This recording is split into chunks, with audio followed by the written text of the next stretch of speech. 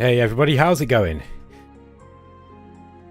Okay, it's been ages since I've actually done any live streaming. Like, when I say ages, I mean literally months and months. I can't even remember the last time. I think it was a Dominions 5 game I played.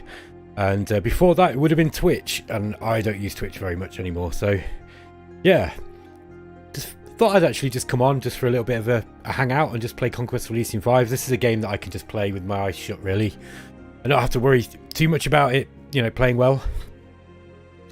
Because it's not really the sort of game where, unless you set it to be very, very difficult, where you're going to, I don't know, it's challenging, but it's sometimes losing is fun in Conquest of Elysium. So, how's everybody going? I've got at least one viewer. Okay, so what am I going to do here? Let's just go straight into start game. Bear with me a sec, folks. Check the audio levels. Test, test, 1, 2, 3. No, I need to be louder. Louder, louder, louder. Test, test, 1, 2, 3. There we are. Okay.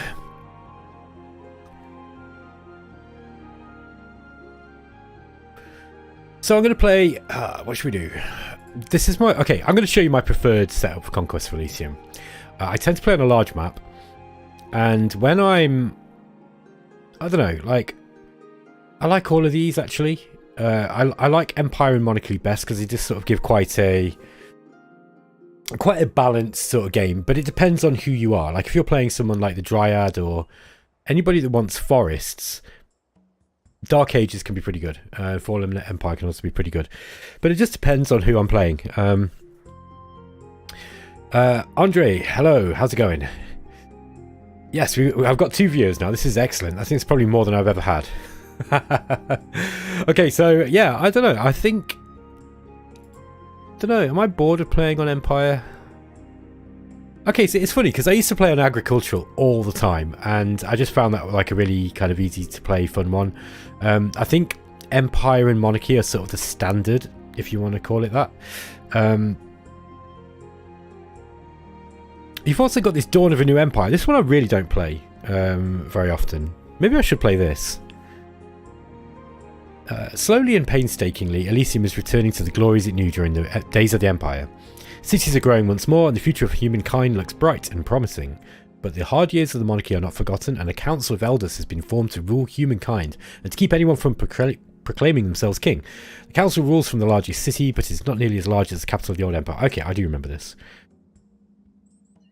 Josh Zetigran says, I'm in bed with the flu, not going to chat much. Appreciate the stream. Really enjoyed your Armageddon Empire video this morning as well. Hey, thanks Josh, I really appreciate that. I thought that it was time that I actually played something a little bit different, and Armageddon Empires has been requested a few times. So yeah, I actually really like that game. That's a game that I can just put on and play through in about 2 or 3 hours, and it's always fun. Like it's a really, really good game. So I'm actually going to aim to release an episode every day until I finish that one, and I reckon there'll probably be about 5 or 6 episodes. I would have thought. So yeah, I'm gonna try and get that one done this week. And if people like it, I'll play it again, because Armageddon Empires is like really easy to play. It's really, really fun too. Okay, back to this. I'm gonna put. How am I gonna play this? I'm gonna put it on Wilder, and I'm also gonna enable. I'm gonna put battle reports on as well. I think Wilder is quite difficult for the AI to deal with, so you might want to also play with teams on this. Let's have a go at this. We'll see how it works. I probably want to put the difficulty up a little bit if we're playing with Wilder. 1, 2, 3, 4, 5. I think we probably want 6, 7, 2, 3, 4, 5. Oh no, 1, 2, 3, 4, 5, 6, 7. Yeah, maybe one more, 8. And then what I'm going to do is I'm actually going to put them into teams. So let's have the greens together. I'll have some yellow, and orange. 1, 2. Yeah, let's have red. A reddy colour. Not too close to the orange? Nah, I'll be alright. And kind of purple. In fact, I think what I'm going to do here is just make this dead obvious. Yeah, they're kind of different. Okay. I'm going to give myself some kind of fairly neutralish colour. Alright. Who shall I play? That's going to be the interesting thing. I'm going to play someone I've not played for a while, I think. So let's get these AI on teams. This is going to be hard, by the way. I think if you're actually going to play with teams, generally speaking, you want to keep it on the lowest difficulty setting, unless you're really, really good. This is what Johan recommended when he said he plays it, but I'm going to put it up to Butler. I think I'm going to be a bit of a sadist and see if I can do this. I did a series where I put it up like this and I actually lost. So I can't remember if I put it on Butler or on Knight. I think it might have been Knight. Knight against teams of 2 is really, really difficult. Let's put unique random players on, and I'm going to pick a faction. Who do I want to play? Monkey Maharaja and Raksharaja are really good, by the way. I don't know if any of you fans out there have played this one, or either of these. These are really, really good. I mean, they're all fun to play. Even the ones that are kind of weak are still kind of fun. I've not played High Cultist for absolutely ages. I'm just going to remind myself what this one does. Oh yeah, okay. I remember now. Yeah, I've not actually played High Cultist since the game was updated, so I think this is going to be fun to play. So let's try the High Cultist, and let's see how it goes. I'm actually just going to change these guys to blue. Oops, no. There we go. So we've just got a bit more obvious colours, and just make sure I've got everything right before I hit OK. Benjamin.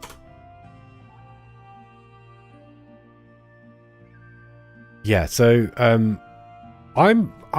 if people like these live streams, then I'll probably do more of them. I've got to be honest with you, when other people do live streams, I am much less likely to watch them back later because I don't really like all the chat that goes on, to be honest. But it's way more fun to do these, I've got to say. I think it's way more fun to do them than it is to watch them back later, if you follow me. So yeah, if I get any feedback, whether you guys like this or not, I'll probably carry on doing it. Let's have a look at what we've got. Here's Benjamin the High Cultist. Void magic spells. So we've got Confusion, Paralyze, Star Showers. What's this one? Area of Effect 5, range 10. Okay. Paralyzation. Strange Hymn. It's another Paralyze spell. Area of Effect 25, range 6. Oof. Okay. And this is going to hit your own troops as well, I think. I'm tempted to switch that. Hold on. Magic resistance negates. Magic resistance negates easily. You got to be a little bit careful with some of these big spells. Oh, we've also got Shantak the Cultist of the Deep, and we've got Reading of the Stars, which is a luck effect on area effect 2. Words of the Void, that's a stun effect. Okay, that's cool. And let's have a quick look what we start with. Yeah, we've got a pretty weak starting army. What do we got? We've got 8 spearmen, 5 crossbows. Starting right next to a troll. That guy should be pretty easy to beat with this. If I remember right, they've got low magic resistance, haven't they? Yeah, they've got 4 magic resistance, which is not that low, but I mean, it's basically the same as a human. So he's going to get confused pretty easily. Now, Confusion, does that actually... I can't remember whether Confusion allows you to steal them or not. I think not. I'm trying to work out whether I can go in here immediately and kill these. I think probably yes, providing my magic works.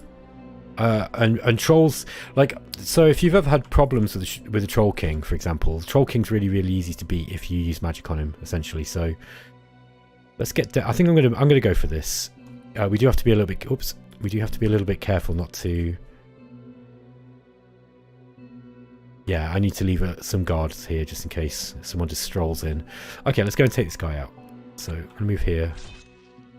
Let's see what happens. This is a real gamble, by the way, but I like doing stuff like this. We'll see if it happens. Okay, that didn't go very well. Let's see what happens.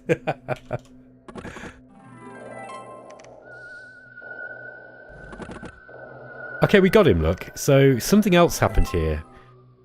We were attacked in the coal mine. Oh, we got attacked by bandits. Oh, right, okay. Good lord. This is a terrible start. Let's just have a look what happened here. Okay, we might need to take 5 of them out, but well, that's game over. Okay, let's start again. This is Conquest of Elysium, you know, and this kind of thing happens all the time. So let's start again. I'm going to put it on Wilder, Common Cause. Yeah, okay, so Wilder is pretty wild.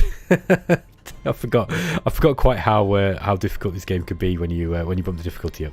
So let's do the same thing again. I'm just going to set this out. I'll do it really fast this time. So thank you for being patient. Let's just have a look. Let's going to get orange and oops. Orange and yellow. We want 3, 4, so let's get a blue. Typical Conquest of Elysium start, says Andre. Yeah, I completely agree. That's like that happens to me all the time, honestly. It happens to people who play as recklessly as me, particularly. I mean, if you really want to be serious, and you can play quite slow and you'll still win. Although I think it's good to get a decent start when you're playing on difficulty settings like I've got it. I've got to be honest with you. You probably want to be a little bit more careful. Let's just pick a colour. Come on, bed, anything. That'll do. Okay. So again, unique random players. Let's just put teams on again. There we go. And let's go for the high cultist again. Let's see if we can do this time. Benjamin 2. Okay. Yes, the high cultist got off to a bad start there. Yeah. Okay, so this looks a little bit simple, a little bit easier. We've got 5 deer, 3 swans. Now, I by the way, I really like playing it on Wilder. The problem is that it is difficult. Barlaboo. Barlaboo, the cultist of the deep. This guy's got mind burn. Okay, and stun. Okay, those are two good spells. Here we've got starlight. Reading of the stars. Looks actually quite good. Summon 1 spine membrane horror. As long as they don't attack your own troops, I don't mind them. And we've got Soul Slayer as well, which is really good. So let's get Reading of the Stars. I think luck is useful. So we've got a port over to our northeast, last town. Yeah, it's a little bit much for us to handle at the start of the game. We don't really have much in the way of money. And we really want to try and get some more sacrifices.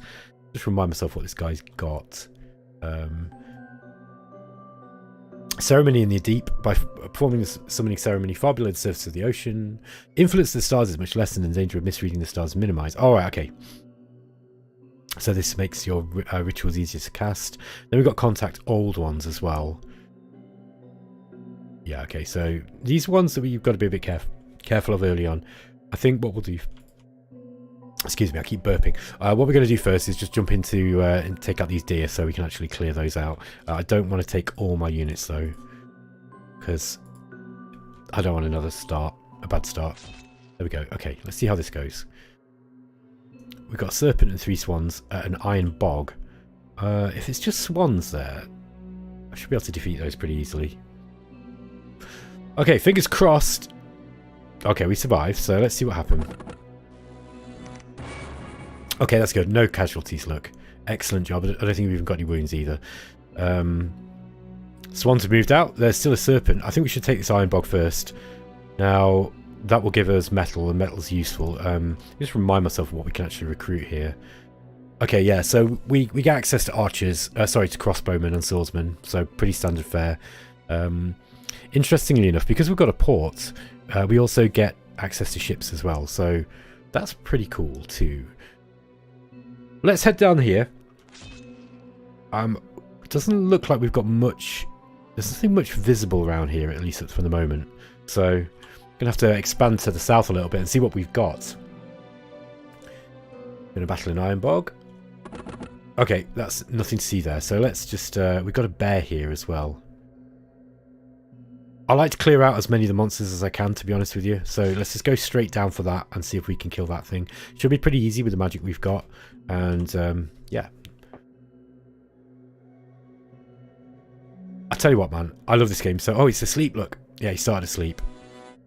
Oh, we got it with a... Was that Soul Slay? I'm not sure what we hit it with. Oh, no, Mind Burn. Okay. So we hit it with Mind Burn. There's those swans. We've got 6 wolves here too. Let's head back up this direction, and then we'll try and intercept those wolves. And we're going to be very, very slowly picking up on the resources. There's a scout available. Ah, yeah, that's well worth getting. Let's go back. Let's go pick up that scout. So, what was I saying? Yeah, so I can play this game all the time. Like this is one of those games, right, that I never get bored of. It's really, really rare for me to get bored of. Ah, I didn't realise we free spawn stuff here. Interesting. So we get these hybrid fishermen as well. Look, they've got 2 attacks, 6 hit points, 4 strength. So they're basically humans, but with 2 attacks. Now their attacks are not very strong compared to a spearman, but it's 2 attacks. Hey, initiative 2. Oh, okay, so they're really, really low initiative. I think probably what I'd rather do is actually have the spearman here. And I'll leave these guys to defend. Let's definitely take that scout, though. So yeah, this game I can play it all the time. I rarely get bored of it. It's just so replayable. And it's one of those games as well that, like I said, even if you lose, it's usually fun in some way. Like you've usually had some crazy experience. I don't think it's possible for you to jam as many game mechanics and as much content into a game like this and not get emergent gameplay. Let's take these wolves out. Oh, we've got another port down here. This is a pirate port. What's the difference between these two? Gold income 3. 3 sacrifices. Ah, okay, this one's a monster layer. This one will be 2 though, right? No, but... I do think this is a faction, so yeah, maybe that will spawn too. I don't think it's counted as a monster layer, but I think it will spawn units. I might be wrong there. Let's have a look at what happened with these wolves. Okay, right, yeah, I remember now. The last time I played these guys, I remember thinking they were incredibly strong. I think they're probably one of the stronger factions in the game. Okay, we've got a magus here in this castle. Crown of Golden Mastery gives a magic resistance boost and gold arcana +1 for a pass boost. Also got boost regeneration. Ah, this is going to be great to take. What we want here is a catapult that just goes and kills him on the first go.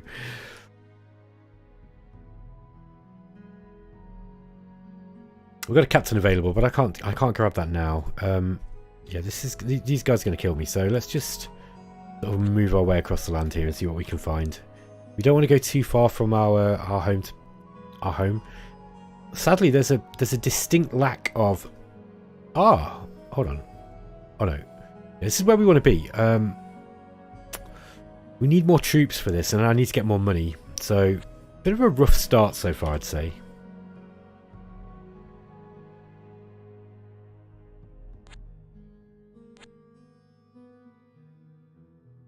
What? Oh, this is a colour that's very similar to mine. I've been a bit stupid here with the colouring. Yeah, so this is... I don't know if you guys will be able to even tell the difference between that. But yeah. Ah, here we have a Warlock. Okay. Oh no, it's a Warlock's Apprentice. There we are. It's funny because I actually meant to say Demonologist. Thought it was Demonologist. But I was... My slip of the tongue actually was correct. So, yeah, we've got these Lesser Earth Elementals. These won't be affected by my spells, I don't think. So I think I need to keep the hell away from those guys. We have got a Bishop. Oh, this is like a Voice of L character. Have we got enough sacrifices yet to do anything? No. Astrology. The alignments of the stars will influence the outcome of voice summonings. Okay. Let's just leave that for the time being. I'm just going to go and take this and just see what we can get. Oh, look at this. Oh, wow. Temple Guard, bishops. I wonder if this is the main city. Yeah, I think this is... Okay, no, this is a sacred city. So we've got a temple here. Library, citadel. Lots of sacrifices. We definitely want to take that, but it's well beyond our reach at the start of the game, I think. Okay, let's have a look at where we want to be going. Normally at the start of the game, I like to kind of wipe out as many players as I can. But this army's weak. The fact that I got two... It's kind of got high-ish magic resistance. Elemental magic 1. The Earth Warlock. I think that these guys are going to jump in and kill my mages, like, because they will go back lines. So I think I'm just going to avoid these if I can. Let's go down and just take this stuff off them. Just see where he goes. I don't think he'll attack me. Yeah, I thought so. He's keeping well away from me because he knows that this is a risky maneuver for him. Now I want to try and keep onto these sacrifices if I can. Guard tower. Wow, yeah, okay. Now we are talking. You know when you like see, look at this. This is what Wilder does. Wilder makes the game way more difficult. And I love it. It's way better. It's way better until it's not. And let me qualify what I'm saying there. So it feels like it's way better because you feel like there's more of a challenge. The problem is that it has some consequences. So for example, sometimes the AI can die off a little bit too easily when you're playing on Wilder. The other thing is that sometimes it can just be really, really brutally hard. Let's have a look at what happened here. See, this is a lot of ball, by the way, for us to take on here. I might lose a unit or two here. Okay, we managed to survive without any deaths, which is good. Getting ourselves some experience points is always worth getting. Oh, he's left one single Earth Elemental. Let's go and kill that. If he's going to be stupid and start doing stuff like that, then that helps.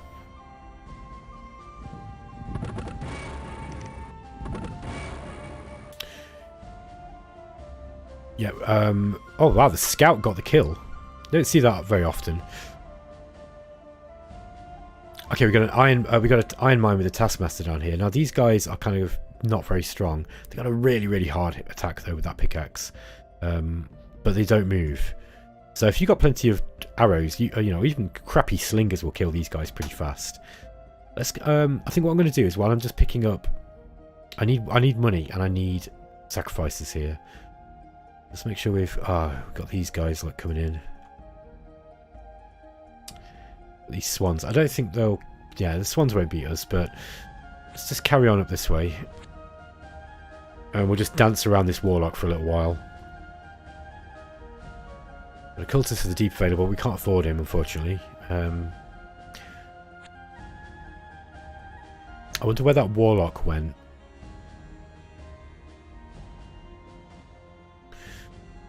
Yeah, we're a little bit weak. A little bit weak.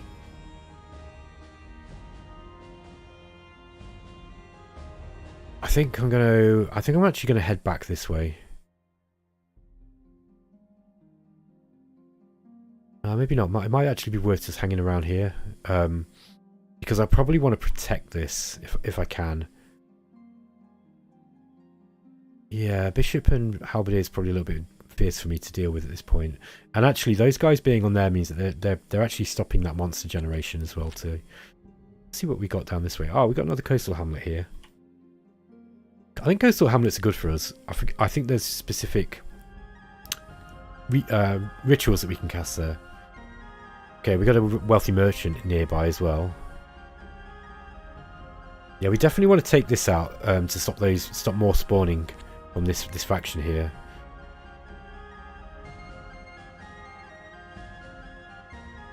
Ah, there's the merchant, look. Did he win there? No. Ah, look, okay. So there's a scroller returning. So I think this must have been what that merchant was carrying. I've never ever seen that merchant do that before. I don't know why they would attack a village or a fortified settlement like that. That is pretty bizarre. Okay, let's carry on. We've got some wolves down here. Let's take this coastal hamlet, I think. Just sort of move away. I think I'm going to try and keep in this sort of area and then get myself some summons up. So next turn I might see... Ah, there we go. We got Monkey Maharaja there, look. And that might be voice of L. Yes, it is. Okay.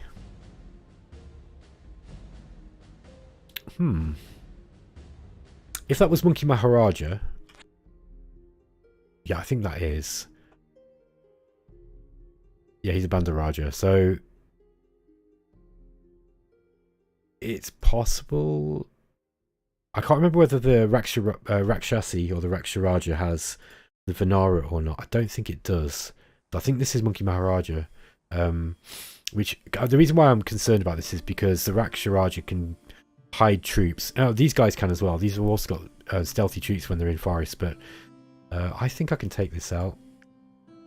Do I want to though? That's the other thing. Probably not at this stage of the game. Let's go, and this guy is going to come and pick up our villages. So I think what I'm going to do is I'm going to head back this way and just prepare for that.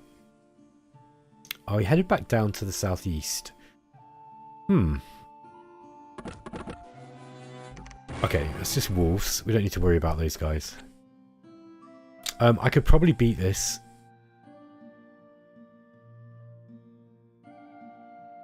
And this would be a nice little thing for us to take for the metal. I'm also kind of tempted to get some crossbowmen up here. That said, yeah, I've got a new strategy, by the way, in Conquest of Elysium, and it's to try and get myself a bank, and then I don't spend it until I don't kind of dip into it until I've got an excess. Because the reason being is when you start getting the higher level magic users coming up, you can't afford them. It's really annoying. So 20 slave workers.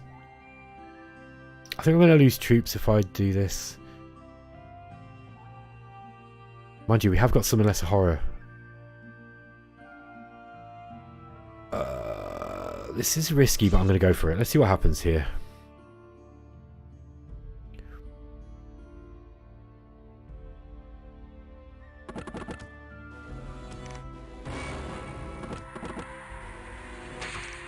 Okay, we have lost some units, I think. Yeah, we definitely lost a few. Yeah, I lost 3 spearmen. That's not a bad trade, honestly. And look, we've got a cultist of the deep available now, so yeah, this was a good trade, I think. Let's get this cultist of the deep up. So we've got Omotag. He's got Starlight and Words of the Void. Okay, let's just keep that guy there for the time being. Yeah, I'm just going to move up this way and retake some of the villages that I've lost. And we're kind of getting there towards the 100 sacrifices that we need. Now, honestly, I think I'd probably rather go for... Yeah, I think I might go for Lesser Istra and Mastery first and see if we can get the lower tier units. I've just got 8 Soulless Wandered in here. Now, I don't think I can affect those with my spells. I don't think. Let's have a look at this. Yeah, he's got Mind Burn. Doesn't affect Mindless Beings. So yeah, so these guys, I'm just gonna have to leave these. I need more troops if I'm gonna do anything like that. Fire Ants are also mindless. So we've actually got an insane fisherman has appeared in this little village here. Let's go and move these guys up this way. Let's just see what rituals Omitog has got actually. Ceremony in the Deep. Okay, so you have to be in the deep sea to get to do that one. Let's just roll the turn on. Got a scout available. They're always worth getting. Let's go and pick this guy up because he's not going to be much use on his own. Fire Ant's kind of nasty actually. They've only got 2 hit points though. They have got armor 2. Now crossbows will shred through them, but my magic's not going to do much to them. So yeah, I don't think this affects mindless, does it? No, it does affect lifeless beings, but it does affect mindless. Soul Slay doesn't affect mindless beings. That's interesting. Does that mean that ants don't have a soul? I guess so. Kind of interesting. Okay, let's go back and take that coastal hamlet. Or do I want to move up here? Yeah, maybe I'll move up this way and start pick up some more human troops. I'll just leave Omatag here. Now, there is my second cultist, by the way. I can actually look and see what rituals he's got. Barlabu. He's got Call of the Deep. Can only be cast in near water areas. Okay, so we can actually do this here, look. Okay, we got some deep ones. Yeah, they can attack us as well if we're not careful.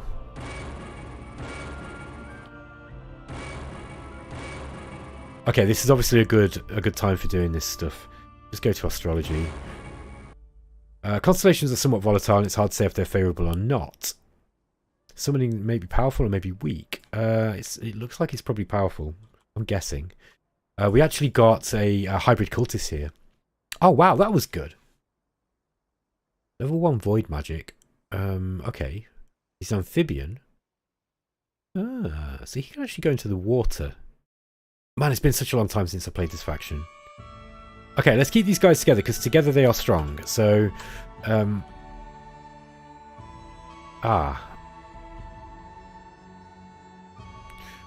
we have got a captain here too. Let's get some crossbowmen up, just so we've got some more defences here, I think. Just to be on the safe side, because with Wilder on, it can be a little bit tough. Oh, Noor says, neat, cultist my favourite class. Oh, that's cool. Yeah, I don't know if you saw the start of the stream, but I've not played cultists in ages. I don't think I've actually played this one since Conquest Elysium 4, so I haven't actually seen any of the new stuff that's come in. I've got an iron mine here. What was in that? I don't remember. Let's go. I think I'm going to go back up this way, and I'm going to go and pick up some more human soldiers. And I might actually get a lesser ritual mastery of this guy. Ah, okay. Call Warriors of the Deep. This is the largest sacrifice that tries to call on the more combat-oriented dwellers in the deep. The ritual is performed in a coastal area on a clear night when the stars are right, but even then the cultist cannot be sure his sacrifice will appease the beings, as the warriors summoned are very often keen on killing people. Yeah, let's do this later, once we've got a little bit more in the way of troops. Ah, okay, we're about to lose our villages here, look. I don't like this. This is annoying. Let's go down and deal with this. And what I'll do is I'll bring these guys. I'll bring some more troops down with this dude. So let's get.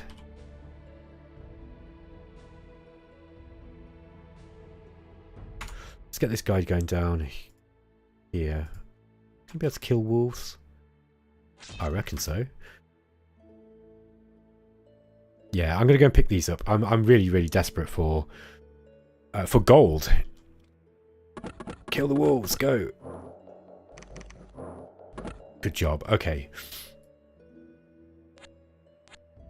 You know, when I first played on Wilder, I was like, is that all? Is that all you get? And it was famous last words, I tell you, because sometimes you get really large amounts of things. Okay, I got those swans, didn't really deal too much damage. We've actually got, oops, I missed one up here too. Yeah, we get free spawn in these coastal towns. This is a really good area for me.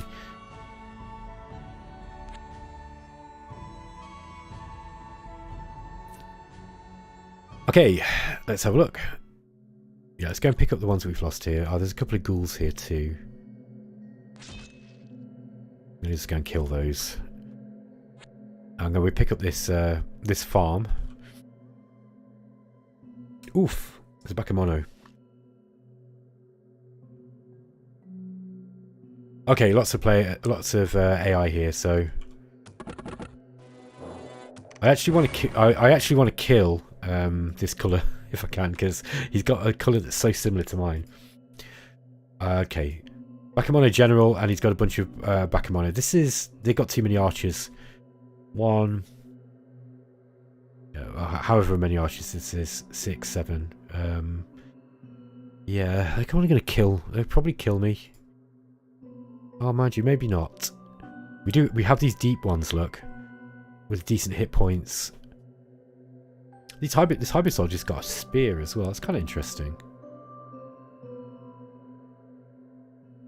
we should definitely kill these. Although they do have a lot of archers. Again, you've got to be a little bit careful when you've got archers like that. That could be a bit of a problem. Ooh, contact Elder Being.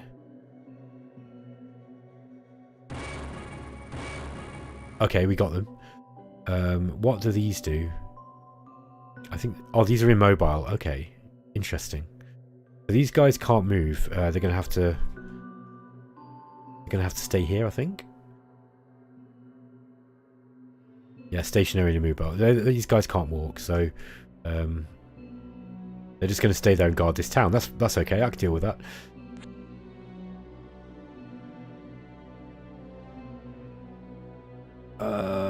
Let's take out these guys and just try and kill as much as we can.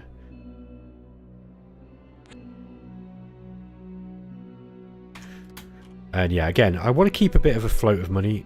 Go away! Please go away. Ah, these guys are just taking my stuff.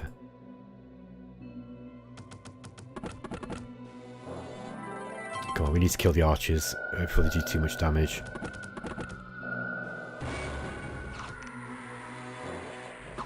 Yeah, once you get into their lines, they don't do a lot of damage. We did lose 3 deep ones there, but that's okay. We're attacking a coastal hamlet here as well. Okay, yeah. We can't do much about that, I'm afraid. Let's take these back and see if we can... I think I'm just going to stay here. I don't think he's going to attack me here. I'd be surprised if he did. Oops. Let's press space, that's what I want to do. I'm going to kill this hero. If we're lucky, he might have a magic item on him. Now, the AI does like to dance around and kind of just retake stuff that you take.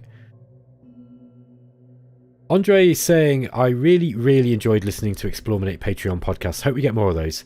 Oh, I'm glad you liked it. Was that the one that we did with Daz and Richard York and Drexy? I think that's the one you mean, isn't it? Okay, so we just killed that guy. He didn't have any items on him. Andre says, yes, that one. Yeah, okay, so yeah, that was really cool because that we actually recorded that about a month ago, and just because Drexy's addicted to Path of Exile and I've been doing other things, so it took ages, and Rob's always busy, so it took us ages to get that one edited, I'm afraid. And Rob decided to make that one a Patreon exclusive, which is fair enough. Oh, it wasn't intended to be a Patreon exclusive originally, I don't think. I think he just wanted to get something out, you know, for people who do subscribe, you know, so that they've got something that, you know, is, you know, kind of as a little bonus for subscribing, basically. I think that's the idea of it. I got mixed feelings about that, I'll be honest with you. Like, I understand why we do have those things, but at the same time, I don't know. Like, I'd rather just I'd rather everybody got to hear everything. So I think if we're going to do that, we just got attacked. I think if we're going to do that, we just need to make sure that there are like non-critical ones, like the one that that one that you just heard. That was with, you know, just a catch up with Daz Tactic, and you know, and introducing people to Richard, because Richard's really cool as well. I've been doing some late night streams occasionally on Twitch with Richard York, and we just play some old games. And like Richard's become a good friend, actually. I actually met up with him in real life a couple of months back. He was on holiday, and I down in the north of England, and I came down from Scotland just to go and hang out with him, and he's great. He's a really lovely guy. So he's kind of from the same neck of the woods as me as well, back in the Midlands, in the East Midlands. We were attacked in a village. I think we're going to die. Let's see what happens. Oh wow, look at this. Got a big elemental here. Oof. Yeah, I think we're dead here. No! Okay. Right, we've lost our main character, so we're now actually just reduced to Omatog, the Cultist of the Deep. That was unfortunate. I didn't see him. So this is Polites, the Warlock of Earth. I'm going to be playing at a bit of a disadvantage now. I need to get... I'm going to have to go and take these back, but I can't do it without any troops. Let's go and see if there's anything over this way before we head back to our city. Andre says, oh, it'll totally keep me subscribed. Yeah, look, I think that's the idea. I think, you know, like, Rob just wants to give a reward to people who are funding the podcast channel. So I think the issue is that we just did a fundraiser, you know, to raise money for the site, and we've not had any money to be able to pay writers. That's the main problem. So I think Rob was keen to kind of get some money in so that he can actually pay people, because it's really, really hard to get people who can write and who can write well. Like, we've got loads. We've always got people who are willing to, you know, to take a free game to do a review and stuff. But I think in order to try and keep the quality of the site, you know, high, we can't just take anyone. Do you know what I mean? So I think that we need to take people who are, you know, are putting out a certain quality, and I think in order to attract those kind of people, you've got to pay them. So Rob did the fundraiser because he was really, really struggling with his motivation to keep things going, and, like, you know, his job is hardcore as well. Like, he's a policeman, you know, and just being a policeman in the United States is quite a thankless job at the moment. So I think he was just really struggling with his motivation to kind of keep going, and I think that has really helped him. So yeah, we've got that, and then we've got the Patreon as well. We've got 2 Patreons, which is kind of confusing, to be honest, but having the Patreon for the website basically brings in enough, you know, the aim is to bring enough money just to pay all the monthly costs. And then the YouTube, sorry, the podcast, I think it's more like a kind of tip jar, really. So but all the money that we take goes back into the site. Like, Rob's made it, he's like, look, I make enough money from my job, my missus works as well, like, we don't need money for us. It all goes back into the site, so it all goes back into buying games and paying for stuff. So the more people who, you know, subscribe, the better, really. At the same time, you know, it's not a big money spinner. We don't make much money. I think it is just to keep the site stuff going. So, like, I'm really pleased when people tell me that they've subscribed, because I think it's really sweet that they would do that. I subscribe to some channels as well. Like, I'm subscribed to Lucid's Patreon, and Lucid Tactics, and also Daz, and General Confusion. I think I still do, because I like those guys, and I think that, you know, chucking them a few dollars here and there, even if it's, you know, like, I don't think $1 will even buy you a coffee in America anymore. But, you know, still, it's just helping them out. I like to see people put out content. Let's get try and keep some of these back. Probably want to take a mix of these. Yeah, something like this. This game's going to be really difficult now that I've lost my main guy, I think. But let's soldier on, because this is what Conquest of Elysium is about. Okay, we've got another Cultists of the Deep available. It's a shame that I just bought these guys, but that is the way that the cookie crumbles, I'm afraid.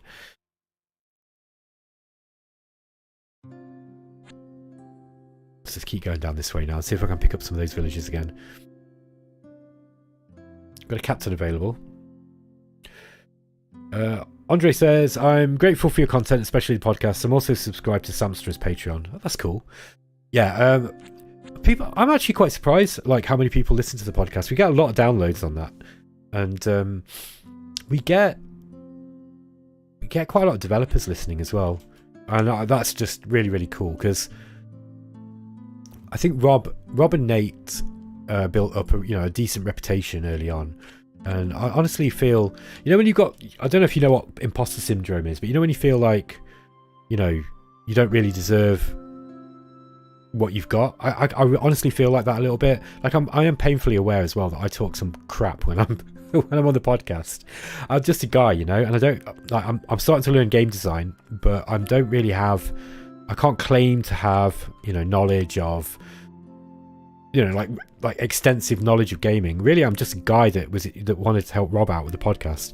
But it has become, I don't know, it's just become something that's really fun to do, and like, I love doing it with the guys. It's just an opportunity for us to catch up. We often talk for quite a long time before and after the podcast too.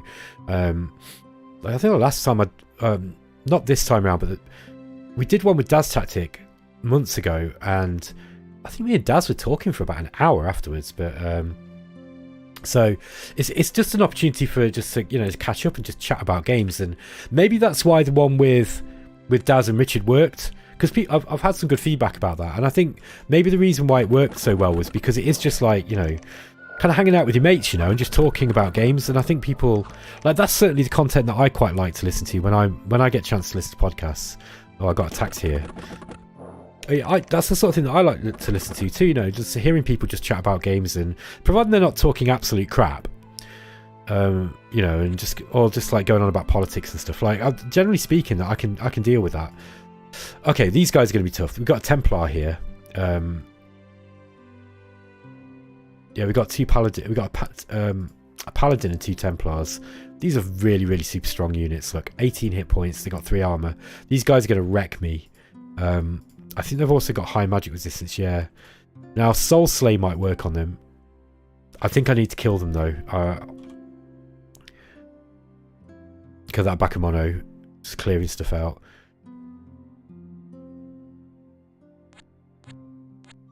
I'm just going to move up here. Actually, let's just grab these guys while I'm at it.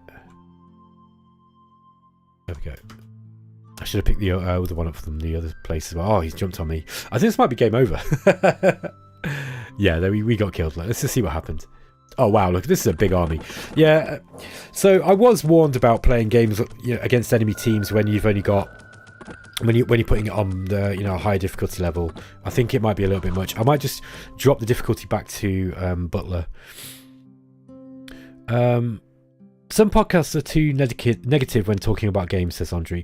Yeah, I mean, I agree. I think before the reboot, I think we started falling into that habit, into that trap. I think we were all a bit burned out, and you know, none of us were really playing any 4X games that were coming out that were sort of inspiring. And Drexy said it on the podcast that I think. Yeah, F's in the chat, please, guys. Yeah, Drexy said it on the podcast. He was like, "This, you know, it's been a bit of a bad year for 4X games so far because some of the games that we were looking forward to didn't really turn out to be that good." You know, I feel a bit bad saying that about Distant Worlds 2 because I don't think that Distant Worlds 2 is a bad game. It's just not ready yet, and you know, I feel that Codeforce really made a mistake in releasing that game when they did, and it's a shame. It's really not like Eric Rutin's, and you know, to do that, I think that was, yeah, I don't know what they were thinking there. I believe them when they said that they didn't realise that the game had so many problems, and I think that was partly due to the size of the testing team, probably. That said, I don't know, just like, it wasn't just the bugs with that game, it was also, let's get another 2 players in. It wasn't just the bugs with Conquest of Elysium, with Distant Worlds 2. There's also the kind of lack of content as well. Yeah, I don't know, it just wasn't satisfying somehow, that game. It really wasn't satisfying. And you know, I think they've kind of been punished by the Steam reviews, to be honest, by that. Anyway, yeah, we all kind of fell into the habit, into a little bit of a bad habit, just for a couple of episodes, where we were. I'm just going to leave this off, you random unique players. Actually, I'm just going to see what weird and wonderful things we get. I think that yeah, let's go back for the high cultists again. Yeah, we did actually get a few complaints that we were starting to become a bit too negative, and I also really hate that, to be honest. I think, you know, if you're going to give somebody your time, right, then you need to be entertained, even if it's not necessarily an entertainment podcast. You know, you are trusting them with an hour of your time, or you know, 2 hours, or however long it is. So you damn well better be entertained, right? And I do regret we did have a couple of podcasts where we were like kind of down on things a little bit, and we rightly got criticised for that, I think. Let's see what we got here.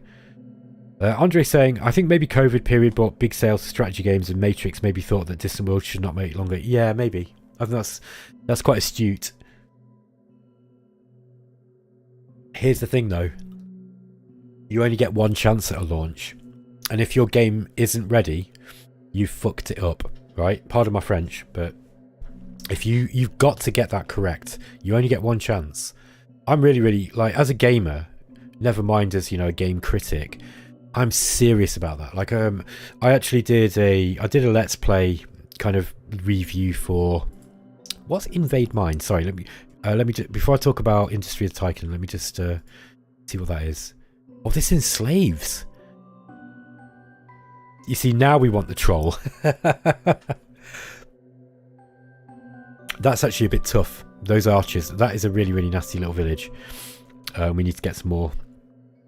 We need to find somewhere that's easier. Okay, so right, I was talking about this earlier, but there are two games, right, that I've played recently, or relatively recently, where they were both sort of like early access or demos, and one was Xenonauts 2, which had a demo in such a bad state that I couldn't believe that they'd even dared to release it like that. Like, you know, when Steam does its demo fest or whatever it is, you need to be putting your best foot forward, right? Like, so the fact that you would release a game as full of bugs as that, and game-breaking bugs as well, not like little minor bugs, like game-breaking, you cannot get past 30 seconds of gameplay kind of bugs.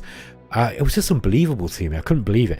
The other one was Industries of Titan, which I understand has improved a great deal now, but boy, was that game bad. It had a tutorial, right, that had this bug in it where the tutorial wouldn't progress, but it didn't tell you that it wasn't progressing, right? So you just carried on playing it, hoping like that, you know, whatever goal or milestone that you had to reach would trigger the next part of the tutorial, but it never did. So I played that goddamn game for like about 40-50 minutes. I was waiting for about half an hour of the game time, like for this, you know, for the tutorial to move on. It didn't move on, so I was like, oh, this is, you know, I don't know what's happened here, this is a bit weird. So I started it again, and exactly the same thing happened, but in a different place. And I was like, why have you sent this to Explorminate to review?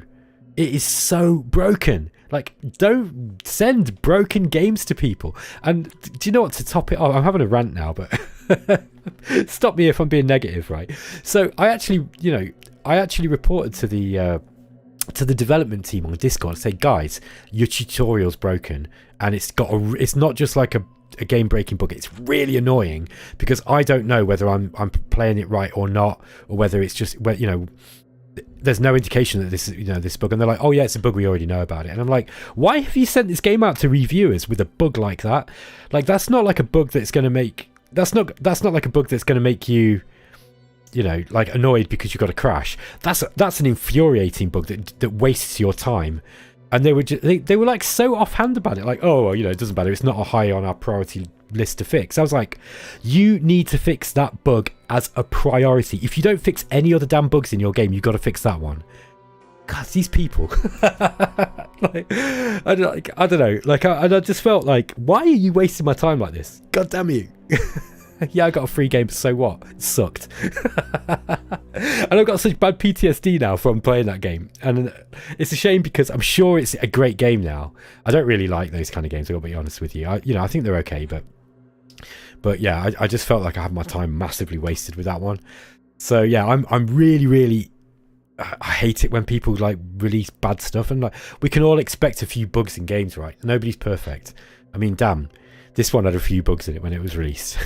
Conquest of Elysium had some stuff in it, but not bugs that kind of like forced you to wait like 40-50 minutes trying to figure out if the game was going to progress or not. It's got to be the most infuriating bug I've ever come across. Okay, right, rant over. Josh Zetigan says, I just enjoy hearing you ramble about games, positive or negative. You always have an insightful perspective. Hey, thanks, man. I really appreciate that. I drive for FedEx and often listen to you as I drive around delivering boxes. Right. I have recently, because I've been a student for the last 5 years or something. Like, I was a mature student, and I made the mistake of just thinking that it was a good idea for me to go and do a computer science degree at the University of Edinburgh. And yeah, that's over now, and so I'm now working, and I'm doing two jobs. One is I'm a professional writer, and I'm just setting that up as a business. And I'm making, you know, I can make some really, really good money doing that. In fact, it's ironic. I can make more. My friend does the same job, and he's been doing it for a year or two now, and he makes mega bucks. And I'm not bragging, like, I don't make anywhere like that kind of money, but this guy makes way more than I could hope to earn as a graduate computer scientist. You know, within 5-10 years. Honestly, he's like ridiculous money. So he's kind of convinced me to do this writing thing, and I'm just setting it up now. So that's one thing, but in the meantime, while I'm not making any money doing that, I've got myself a little job as a cleaner in a local place. I'm not going to give too much information away, obviously, but I got myself a cleaning job very, very close to my home, and I love it. It's so great because for a start, I got really fat during lockdown. Like, I put on loads of weight. Like, so this cleaning job's actually, I'm on my feet, you know, for a good number of hours every day. And so not only am I burning energy, it's repetitive, which suits me because I really like repetitive things. I think it's because I'm a bit autistic, so I really like cleaning, and I really like kind of, you know, doing stuff like that, you know, stuff that's repetitive, and yeah, it also allows me to listen to podcasts. So, you know, I've got a really cool boss, and he's just like, oh yeah, you can listen to music or whatever you want. So it's great. So I get to listen to music, which is one of my favorite things to do, and oh wow, look at this. This is going to be brutal. Come on, guys, you can do it. Come on, you can do it. Yeah, okay, we survived. All right. We did actually manage to capture a troop there. Yeah, so I've been listening to podcasts as well. I actually get to listen to some of the Explorminate podcasts that I've never heard. Oh, I wonder if we can capture her. Joriedny, yeah, the Mother of Monsters. I won't read this out, but yeah, she's got Bile Magic level 2. She's Swamp Move, she's a monster spawner. Oof, I want to kill that quick. But I don't think I'll do it with what I got here, especially after that rough battle. We do need to scout desperately. Look at this, 9 archers here. Got a bunch of boar as well. Let's go and kill these boar. Yeah, so I've been listening to those podcasts, and now I'm starting to understand why it is that people, you know, they are disappointed if we don't put out regular podcasts, because I think if you're working and, you know, it's like, oh, it's Wednesday, you know, it's like Explorminate podcast day, and then it doesn't, you know, it doesn't turn up, and you're just disappointed, and I totally get it now. We are making an effort to try to get the podcast done on time, more effort, you know, like a little bit more consistently. We're going to do at least 2 a month, and one extra one for the, you know, the extra for the Patreon one as well. 7 archers. Oh god, this is really a rough start again. I just got nothing near me. Look. Oh well, I'd wanted to make it difficult, and so I have. This is probably a bit much. How far is this pseudopod strike? We might be able to get this. Let's see if I can get this, and if not, then I'll just restart again. Okay, we got it. Let's just see what happened.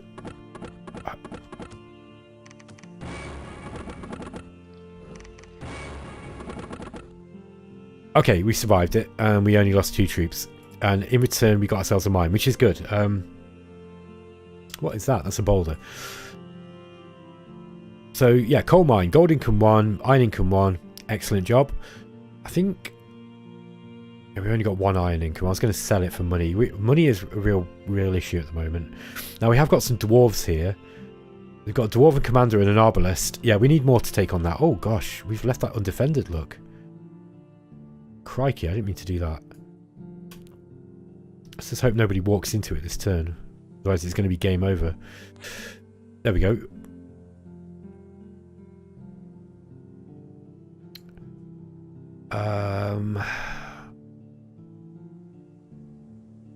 Let's get I think we should get some crossbowmen up.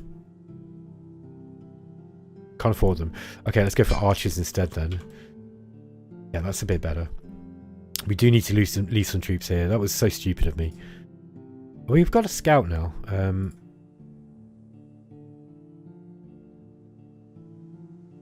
insane fisherman. Let's just leave him there. Let's just leave like a few troops here. Let's see if I might see if I can take this village. Yeah, let's go for it. Now I've actually lost my apprentice at some point, but yeah, let's just see how we go.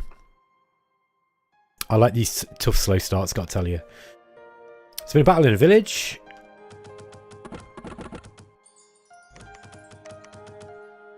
No, might lose some troops here. Oosh, yeah.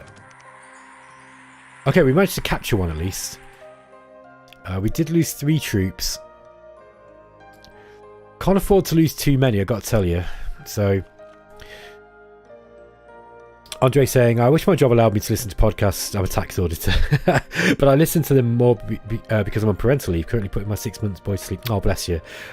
Oh, that's cute.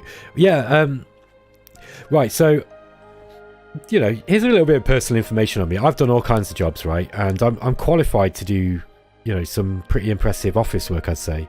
Like I'm a competent programmer, so I could probably get myself a decent programming job if I wanted. I've done IT support. I've done sales stuff. I've done all sorts of stuff. I just hate office work now, and I realised partway through my degree that I was setting myself up for a lifetime working in an office again as a computer scientist, and I just thought, I can't do that. Like I'm a creative person actually, and I you know, writing is a good thing for me to be doing. Really, I am going to probably do some more programming. I think now I've left university and I've not got the sword of Damocles hanging over my head every year. That I think that I'm probably more inclined to do some programming. So I will be developing my own game at some point. I've got the technical skills to be able to do it now. Like you know, at least my university did teach me maths, and you know, like degree level maths, and it's also my uni is a really good uni as well, and they taught it like at a theoretical level, all the computer science stuff and the mathematics. And I really struggled with the maths at first, but I kind of picked it up, so that was worthwhile. I'm never ever going to get a job doing that. Gotta be honest with you. Like I don't know, I might get a job at a games company maybe if I'm really desperate, but I want to make the creative stuff work. But yeah, I really like doing physical labor. My dad was a builder. I worked in construction for years, had my own decorating company for a while, so I really like doing manual labor. I think it's good honest work, and I don't care like if it's, you know, what I'm doing now is really like minimum wage crap. I don't care. It's just I'm not even doing it for the money really. Like my partner also, you know, earns an income, so we don't really need the extra money. It's just I want to work because it's, you know, you should work. I think working is a good thing to do, even if you don't necessarily need the money. But yeah, it's weird. It's so weird saying this, but I absolutely love my little cleaning job. I love it. It's amazing. It's like I just get to go and do the same thing every day for like 5-6 hours, 4 or 5 hours, and I usually get out early, and yeah, I get paid to just basically listen to music, and it's like being paid to be at the gym. It's brilliant. Josh is saying, most of the time I find myself listening to your gameplay series, something I'm currently playing. Oh, that's really cool.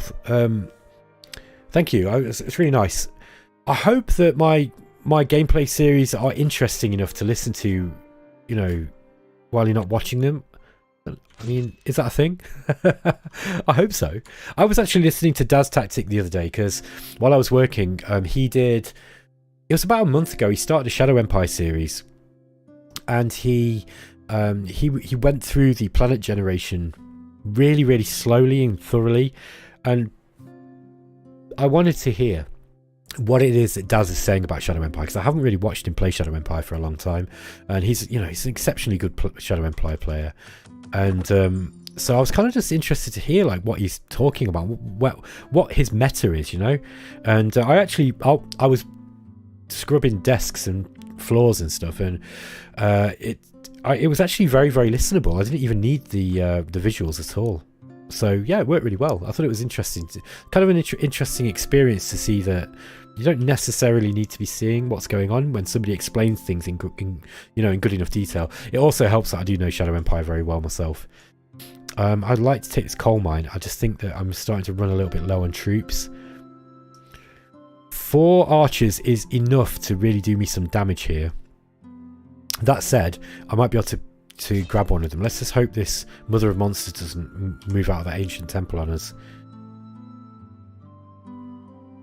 Andre's saying your writing is very, very good. I'm looking forward to your games too. Hey, thanks, man. I appreciate that. I think that learning to write articles for Explorminate has been a real learning experience, man. Sorry, that sounds like a really stupid thing to say. Of course, learning to do something is a learning experience. What I mean is, when I started doing that, I thought I could write. You know, I was kind of, and I haven't really done much in the way of written articles before. I used to write for zines and things when I was younger, because I was kind of like a crazy lefty person. So I used to write for zines, and then I've written poetry and a little bit of creative writing, but I'd never done any games reviews or anything like that before.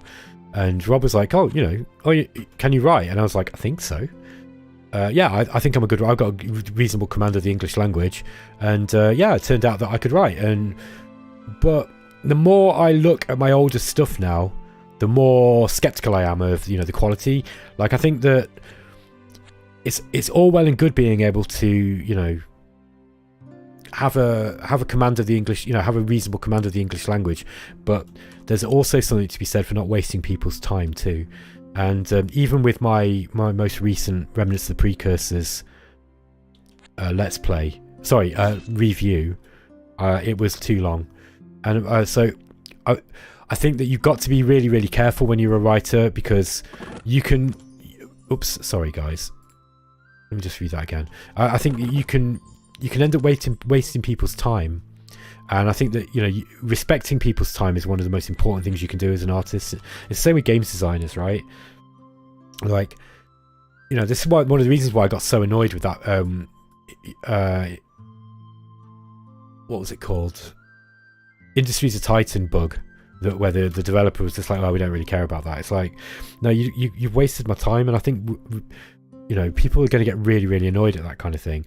So when I wrote that big long Remnants of the Precursors thing this time around, I realized that I'm kind of falling back into that same trap, that I'm writing a very, very overlong article, and there's a fair chance that 90% of the people who are going to look at it are going to go, it's a 1,500 word article, why am I going to read this? But I've had some good feedback, and so it's nice that people have actually read it. I do really, really appreciate it.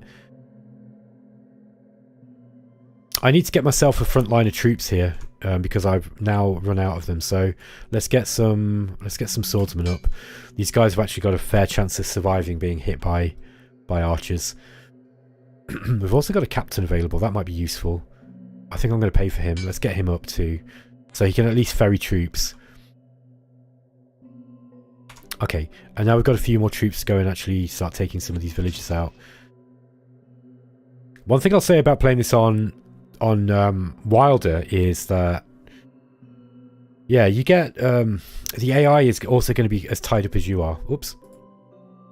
Let's just get Civitos there, just staying where he is. It's been a battle in a coastal hamlet. Okay. Oh yeah. Okay. We got sniped out by an arrow there. One of our coastal mutant things. We did manage to trade for an archer though, although he is wounded. Yeah, it's not the end of the world. It's a festering wound. Yeah, he might die, but we'll see what happens. Okay, so coastal hamlets are good because we're going to start getting these free spawn units in here too. I think I'm actually going to go and get some more troops. Let's go and get another line of swordsmen and see what we can. Yeah, there we are. Yeah, we're still going to be like moving around with a relatively small amount of troops. Like 9 archers is too much. This is nasty. Let's take a look at our rituals and see what we've got. Call Army of the Deep. Oof. Okay, we've not quite got enough for that. We'll have enough next turn. I think what I'll do is I'll wait until next turn. I've also got the Ritual of Mastery. I'm actually going to go for the lesser. Okay, Call of the Deep. This is what I was after. Yeah, let's get this instead. So I'll wait till next turn. Let's just put that guy on Sentry. Okay, we've got a Cultist of the Deep available, but unfortunately I can't afford him. I think what I'm going to do is I'm just going to go for this Call of the Deep. See if we can get some. Hopefully we won't be unlucky. Yeah, we've been lucky so far.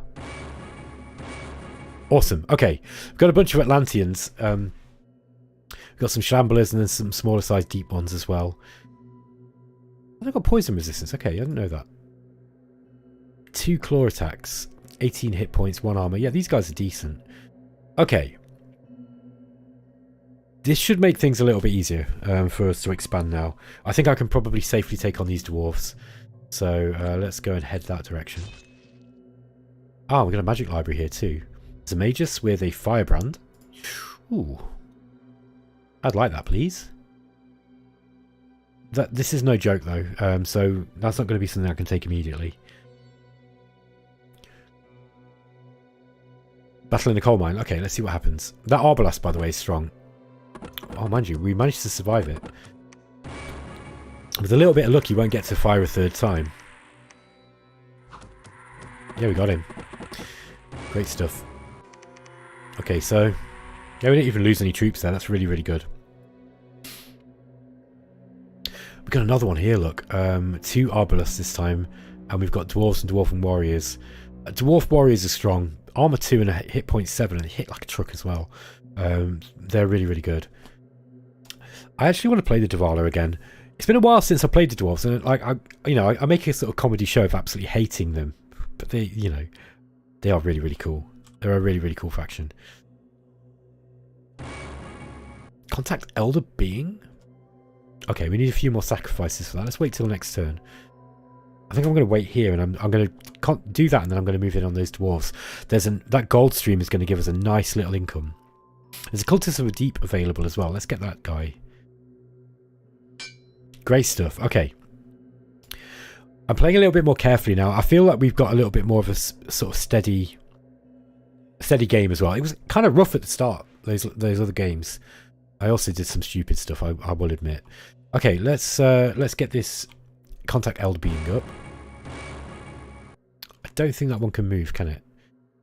Yeah, this is another... Okay, this is a good place to do this because, I'd probably cast that again once we got into the gold stream. I think we can do this. I think we're going to lose a few troops, but I think we're going to do this. I reckon that getting an extra... What is that? 5? No, 4. An extra 4 gold per turn is probably worth the losses that we're going to get here. And we've also got Sagtur. Let's just see what his rituals are. He's got Ceremony in the Deep. Okay. So he could potentially sit at home and just summon stuff. Got to be a little bit careful not to lose our only town, though. I'm going to put him on Sentry for the time being. Okay, let's have a look at what happened in this battle in the gold stream. Just speed up just a little bit. Oh, yeah, look at this. We're tearing through these Dwarf Warriors. Yeah, Shamblers for the win.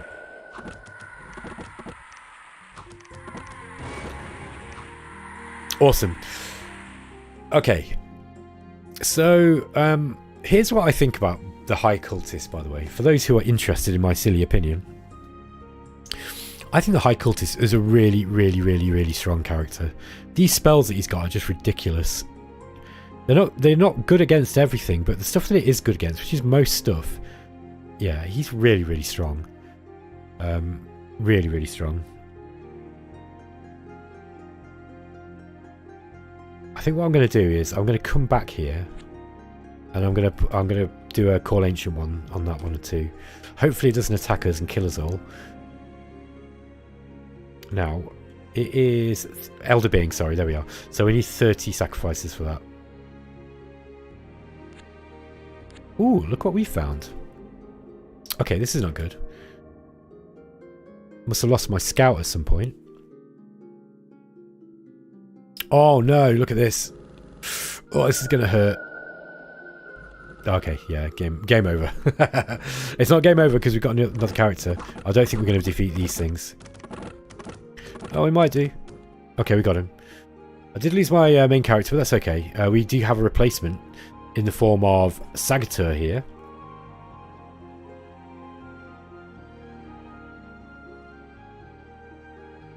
I don't remember if you can rename them or not. I'm pretty sure you can. Don't know if you can do it in this screen though.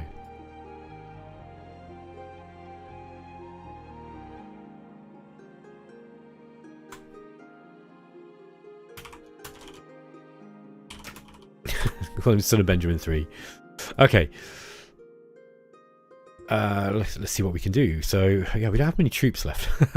That's a bit of a problem. Okay. Contact Elder Being. Yeah, that's not going to be much use to us at the moment. Let's get ourselves some swordsmen up.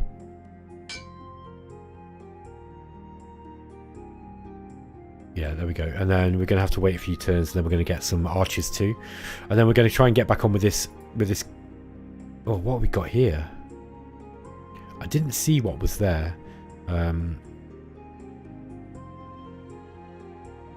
It's probably bandits, but it could be, void horrors. Look at this. Like, this looked like a really good area for us to take. Yeah, there's quite a lot of archers there. I'm just going to wait here and see what happens. You might find that they move on to our... Oh yeah, we were attacked, look. Oh, it's ghosts. That should be okay. Come on, you can do it. Okay, we are losing troops, but... Oh, we lost the cultist. No. Oh, good lord. Okay, well, let's just hit end turn a little bit. Now, you see, the golden rule of doing Let's Plays is to actually be good at the game that you're playing. I don't think I'm really succeeding there. I do actually consider myself to be quite good at this, but I think that other people might, on watching my display, might disagree. We'll have to save some money up and see if we can get another cultist up. We're not going to be collecting any sacrifices either, which is a real shame. Okay, we got another cultist to the deep. Excellent. Let's get that guy. Pulu. Got contact Elder Being, and yeah, let's get him. Let's get him leading this force here, and we'll have Civitas go back.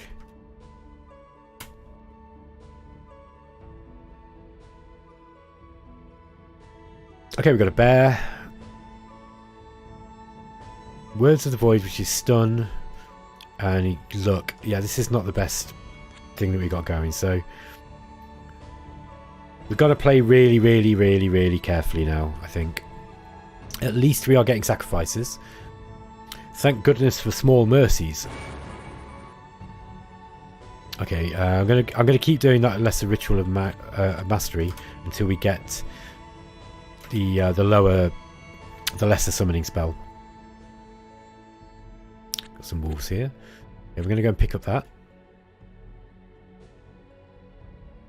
I do love how fast this game is to play. You will end up chewing through a lot of turns during the course of a normal game, but fortunately it is really, really fast and easy to play. I'm going to get some crossbowmen here.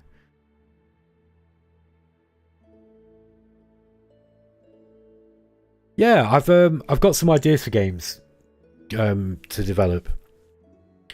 A few months ago, well, it's probably about a month ago now, I actually prototyped a board game, and it was a game that I've not really seen anyone else do before.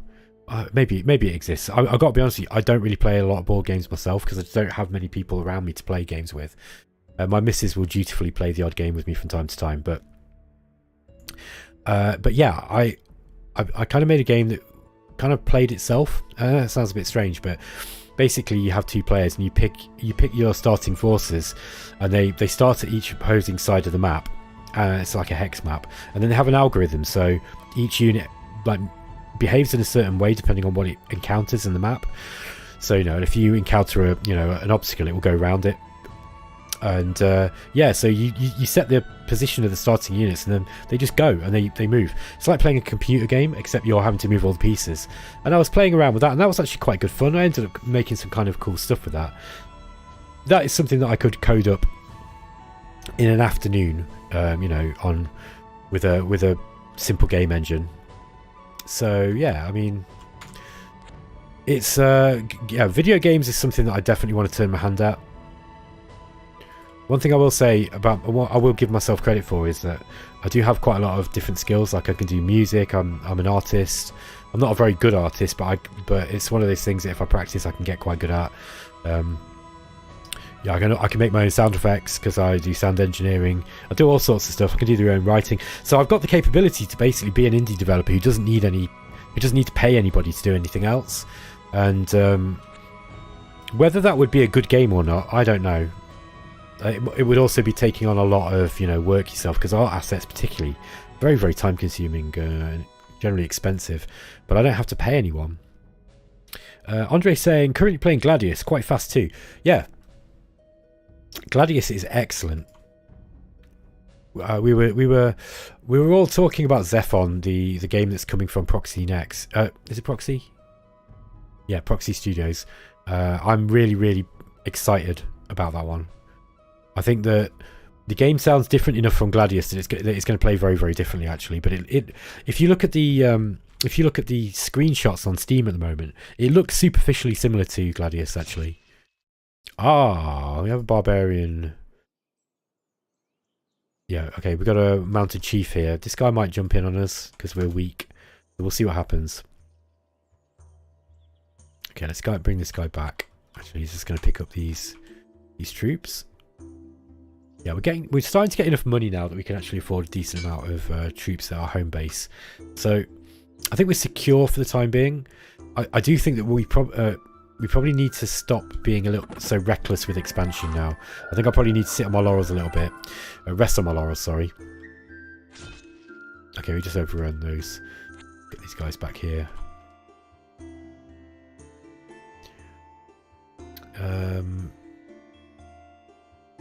Yeah, we've still got this gold stream. This gold stream is really what's keeping us alive at the moment. What I want to do now is I need to upgrade this guy to the next level of mastery. So it's probably going to be about 80. Oh, it's 90, is it? So next turn I can cast a withdrawal of mastery and get him up to the next level. Yeah, that's too much in there. We can't deal with that. But at 18 gold a turn, we should be able to quickly start getting up some troops. Okay, this guy's got a reasonable little force now. We can probably...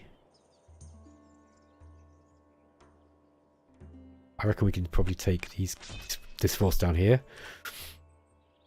I'm going to lose some troops, but I think I want the... Those archers are going to pay us a terrible toll. Or take a terrible toll, I should say. Yeah, we lost 6 troops. That's quite a lot. But most of them are... Yeah, I mean, half of them were free troops, so I don't really mind about that.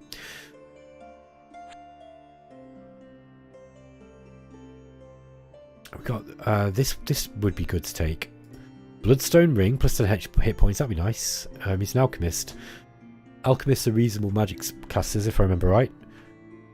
Who is it who gets the alchemist? I think it's the Baron, is it? Yeah, I think it is. Andre saying, yes, Zephon looks great. I like it more aesthetically than Gladius because I'm not crazy about the Warhammer 40k world. Yeah, that's the problem. I think if you do, with Gladius, if you don't like Warhammer 40k much, then there's obviously going to be a bit off-putting. I like 40k. I don't like 40k as much as I like fantasy. I grew up with Warhammer. I'm from Derby, and that's like 15 miles away from Games Workshop headquarters. So everybody in my area plays Warhammer stuff. Like, it's just something that everyone did. I say everybody. Like, it's ridiculously expensive now, but Games Workshop has always been an expensive hobby. Like, even when I was a kid, it was relatively expensive. Although I remember when you used to be able to buy a whole box of plastic models for like £5, and you used to get like 200 models or something crazy. Or was it 500? I can't remember how many now. It was some ridiculous amount. I remember buying a box set with a bunch of like Skaven and Dark Elves and Dwarves and all these different troops in. I think it might have been 100 models. You just got a unit of each, basically. I've been ambushed again. These ambushes are really deadly now in this game. Yeah, I almost lost my commander there. Got to be really, really careful of these ambushes, especially with this wilder setting. Right, let's cast the Ritual of Mastery. Okay, we can get contact old ones as well now. Gonna kill these snakes, and then we're gonna head back up to our home port. It's gonna kill this bear. Just take that thing out. Yeah, Zephon. Zephon does look great. It was actually the other night was the first time that I listened to the podcast that Rob and Drexy did with the developers, and I've got to say, I feel quite excited about it. I've got to be honest with you. I'm trying not to get too excited about games because oops, didn't mean to do that. I've been stung. I kind of got stung with Distant Worlds 2 a little bit. I don't normally allow myself to look forward to stuff. I don't know. I used to be well into my Buddhism, and it's kind of a knock-on thing from that. Like, I've learned not to don't look forward to stuff so much to the point where you're disappointed. You just, what's the point? There's plenty of things going on in your life that you don't need to kind of like look forward to things. At least that's my attitude. Maybe that's stupid, but Okay, let's go and take these levies out, and then I'm going to go back and take these soulless. I might die here because I've been ambushed yet again. Yeah, slingers are worse than they look. I'm sorry. Yeah, they perform a lot worse than they look on paper. Oh, thankfully we actually got these guys into melee range before they were able to kill my commander. I think I'm going to survive this. Yeah, there we are. Look. Okay, let's get these guys back up. Oh, I've ambushed again. It's this. This thing is pumping out brigands like they're going out of fashion.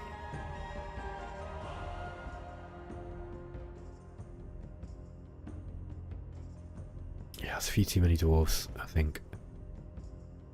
I like to get these villagers though with the sacrifices. Look.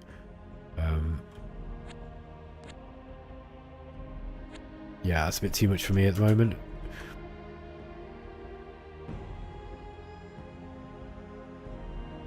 Yeah, sorry, I wanted to talk about Zephon, and then I started rambling about not getting too excited about games. So, I think with the addition of proper 4x mechanics, it's really going to show whether the combat system and the base mechanics that Proxy made with Pandora and Gladius is whether it's robust enough for a proper 4x game. So yeah, it'll be interesting to see what they can pull off there. I really, really, really hope that they can do it, because it does look like a fantastic game. Do I want to spend 100? Oh no, I don't think I do. Mind you, they are quite useful. Right, I don't think the assassin can take... Oh yeah, he can. Alright, here's the commander. Okay.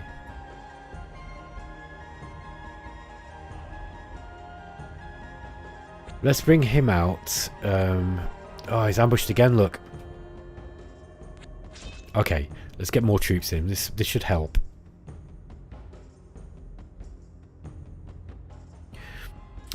Josh says, lately I've been playing a lot of chess content. Oh, sorry. Lately I've been watching a lot of chess content. I don't even play that game. Super interesting to watch the strategy.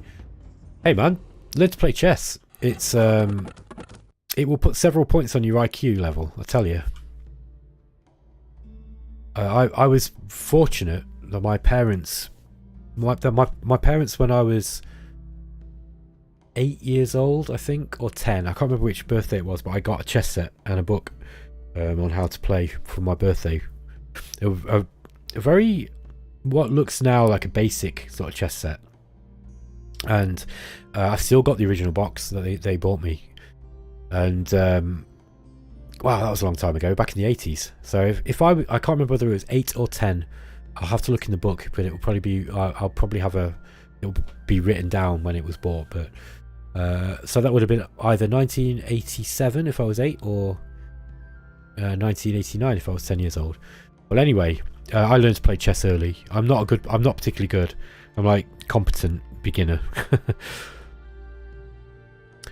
Andre saying, I play chess, it's my main hobby. Yeah, I mean, I wish I had the patience for chess. There's no reason why I couldn't get back into it. I think the thing with chess is you get to the point where you know the basic moves, you know some of the openings, and you know some of the ending, the end game positions. At that point, you've got to put work in, because you need to learn how. Mr. Carton saying some soulless stole your gold stream. Yes, they did, and I've got to pick it up. Thank you very much. I'm going to go and get that now. Well spotted. I did intend to do that, and I just started talking. Andre saying, regarding chess, it takes a lot of time to train calculation and drill openings. Yeah, I think you're right. Chess is one of those games where, like, I'm actually kind of lazy, so you have to put a lot of effort into being good at chess. I think you can go so far on being on intellect, but then anybody who's got even a little bit of training, will defeat you. Like, even if you're really, really smart, you've got to know the game. And to know that I basically got to the point of the game where I was having to start to watch, you know, grandmasters play, and then I just felt intimidated by. Yeah, I found the game quite intimidating at that point, if I'm being honest with you, because it's like you've got to start thinking about moves several, you know, like multiple moves ahead. And I'm not stupid, but at the same time, I just couldn't really. It just felt too much like work at that point. But it is, you know, it's a sport. It's a bona fide sport, and you don't get good at any sport unless you put work in. The only thing that I ever did to that level, you know, like worked really, really hard at was juggling. I am a good juggler if I'm going to give myself credit for anything, but I'm now too lazy to do professional juggling. Right, let's go and take this gold stream back because I need my income. Let's battle in the hills. Come on, die. Okay, there we go.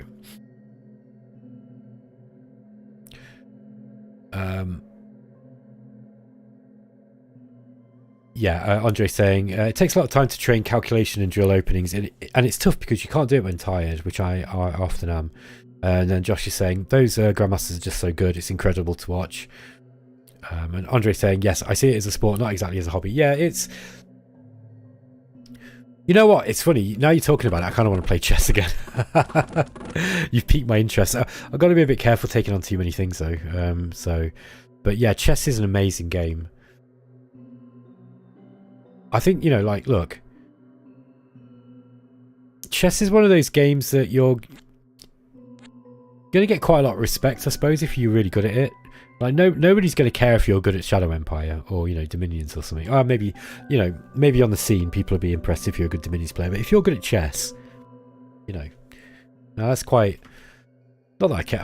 Not that I think that you should, you know, judge yourself by whether you get respect or not. That's not really what I'm trying to get at. I think it's more that it's a very respectable sport. It's a, you know, if you have to be really, really dedicated to be good at chess, and in order to be, you know, I'm just speculating here, but in order to be a grandmaster level, you've not only got to work really, really hard. You've also got to be really, really intelligent as well. You know, the computational difficulty of holding images in your, you know, visualize board positions in your head and then calculate moves, you know 5-6 moves ahead. That's not easy to do. It's definitely not a very easy thing for a computer to do. Human beings are much better at it. But yeah, Andre, you're right. Andre's saying to be a GM you have to be dedicate fully to it. Yeah, absolutely. Like anything. Like I was a professional juggler, and I learned to juggle 3 balls in about half an hour, right? Maybe a couple of hours. To juggle 4 balls took me, you know, a couple of days of practice. To juggle 5 balls took me like 2 years straight, pretty much, and I'm still not very good at it. So, the more objects you're juggling, the more difficult it becomes. Now, once you start getting to that point where you can juggle 5 balls, you can start juggling kind of anything really, like, because your reflexes and muscle memory training starts becoming really, really fast. And that was something that I started getting quite good at, and I was quite proud of myself for, especially because I learned it quickly. However, I think that mental stuff is a different kettle of fish. It requires really, I mean, to train muscle memory to be able to juggle 5 balls takes years, right? But I think to be able to train your brain to be able to think in chess patterns, that's some skill. I've got real respect for people who can do that. I've got real respect for people who can do that kind of thing. Okay, let's try to take these deer out. I feel a little bit safer kind of travelling around with these kind of crappy troops than I do with my... Hold on. Yeah, with my High Cultist. Oh, we've got Invade Mind. Okay, let's get that in there. I think I'd rather have Word of the Void as well, actually, than Reading the Stars. I've got a lot of sacrifices. Let's get those sacrifices spent.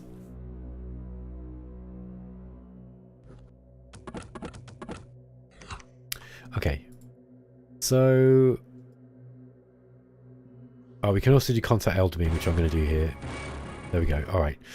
So let's get another Ritual of Mastery out. We got the Ceremony in the Deep, the Greater Ceremony in the Deep.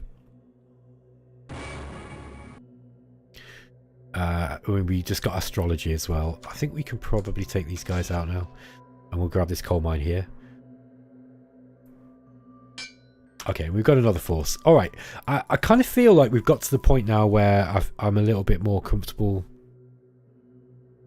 sort of going out and exploring a little bit. I think next turn I'm going to get some more troops up there in that port.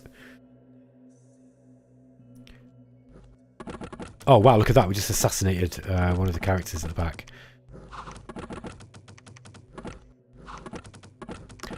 Yeah, the wolves are pretty strong though, look. They're really hard to kill.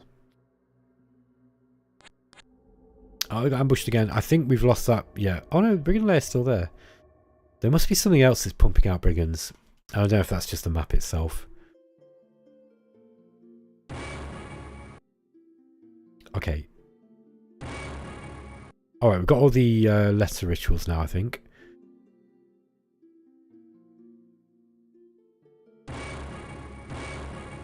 Okay, there we go. So we've got a little bit of a defensive thing now. We've got this Star Oak here. Astrology level 1. 42 hit points. Got some armor as well. It's also ethereal. Yeah, this thing's pretty strong actually. It's a nice little guardian for your mines and, you know, important buildings like that. Let's see what we've got around here. Let's go and take that.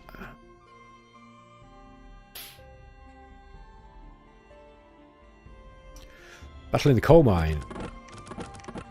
Oh, look at that. Those guys just wiped out. Like, to kill 2 insane fishermen with 1 blow. And we got ambushed here. Oh no, I think we're gonna lose our commander. Okay. Alright, so we got attacked by ghosts. We should probably go and pick those guys up. Just gonna make sure we got some more troops guarding this now.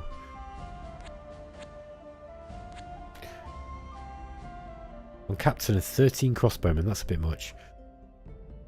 And here we got a black sword. Oh look, a Magus, Black Sorceress, Magic Acorns, that's a good item. Wand of Fear is a really good item as well. And then we've got an Alchemist. Yeah, we'll keep away from the Magic Library for a bit, I think. I think I'm going to go for this one here. Okay, I feel like I've got a reasonable base now to kind of build this game from. Battle in a village. Oh, the assassin didn't manage to kill anything there. Oh, and our front line's gone too. Okay, those guys need to head back now and actually get a front line in, I think. So let's do that. Now Pulu is just going to go and pick these troops up here. And then we're going to start summoning in some more troops. Those Atlanteans did really, really nicely. Oops. Let's go and see if we can just pick this up. Oh, not again. Yeah, I think there must be something that's summoning in ghosts around here. Yeah, we've lost the Brigand Layer as well.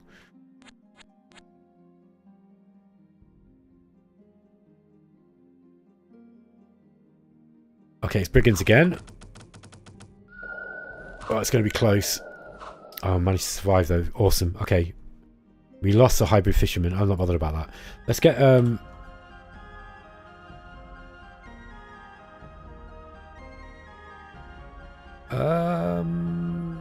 do I want to do this?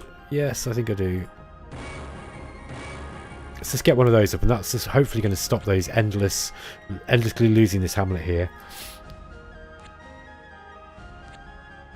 Okay, move these guys back towards the starting coastal town. Keep away from those giant centipedes, I think. Let's get some swordsmen out too. Yeah, still the only recruitment building we've got.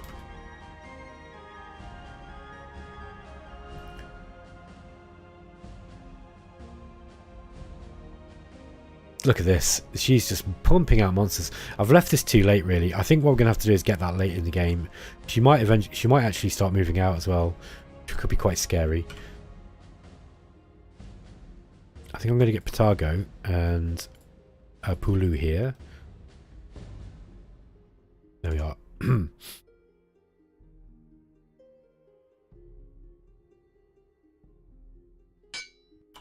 Get some more archers here.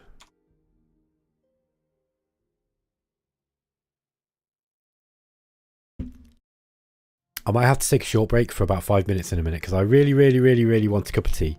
If I'm going to carry on playing this, I'm starting to get a bit of a sore throat. Let's go and kill these soulless.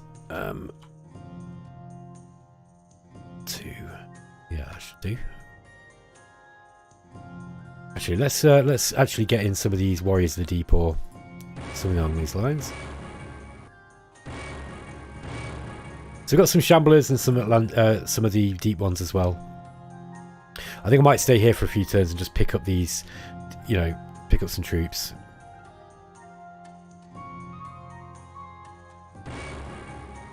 The stars are not right. Controlling anything that is summoned will be slightly more difficult than usual. Stars are in a good position for power. Summonings will be powerful now. Okay, I think I'm going to risk it. Oh no. Okay, we failed. We're going to have to fight them, but I think we'll be okay. And we get experience as well for fighting them. Okay. It is a waste of sacrifices. You don't really want to do that too often. Oh no, we lost those two. It must still be bad timings.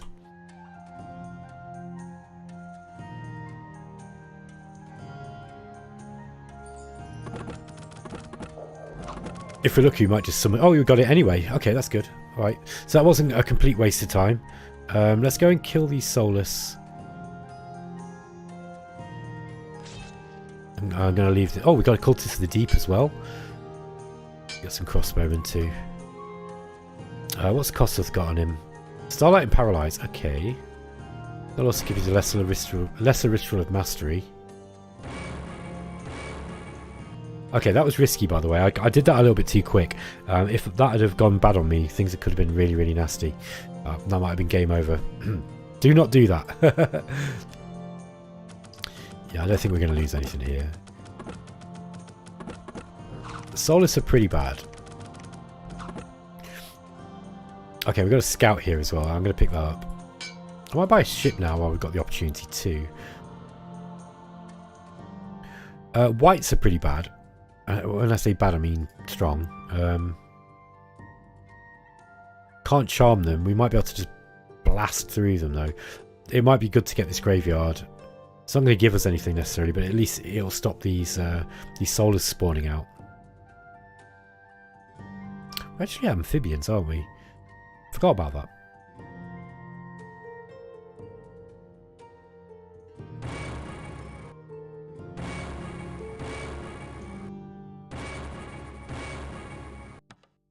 Okay. By the way, you can, I don't know if you know, but you can automate this. So you can actually go on to repeat ritual. And it'll do it automatically every turn without the without that orchestral 5 sound effect. Orchestral hit 5.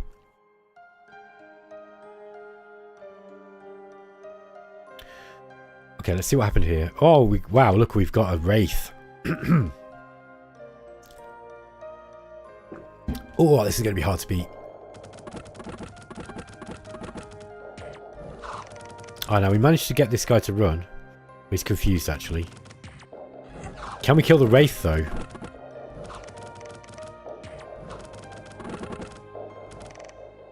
Yes, was the answer. We found a robe of shadows as well. Let's have a look at this. Okay, that gives him ethereal and floating. I'm actually going to give that to my to this guy here. I like the idea of the assassin having it. That's very thematic. I think I'd rather give it to the high cultist actually. This is going to make it so that he's a lot more difficult to kind of snipe out with by being surprised. Ah, excellent. Okay, Do not underestimate him. Let's send this guy out this way. Oh no, why are you slow?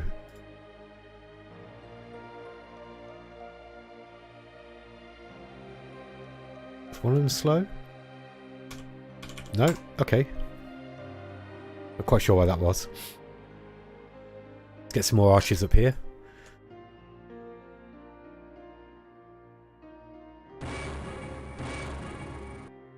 Okay, we're kind of running out of sacrifices now. Alright folks, I'm actually going to go very, very quickly and just make myself a quick cup of tea. So I'll be back in about 5 minutes. Let me just put up my really impressive please wait screen. I won't be a moment.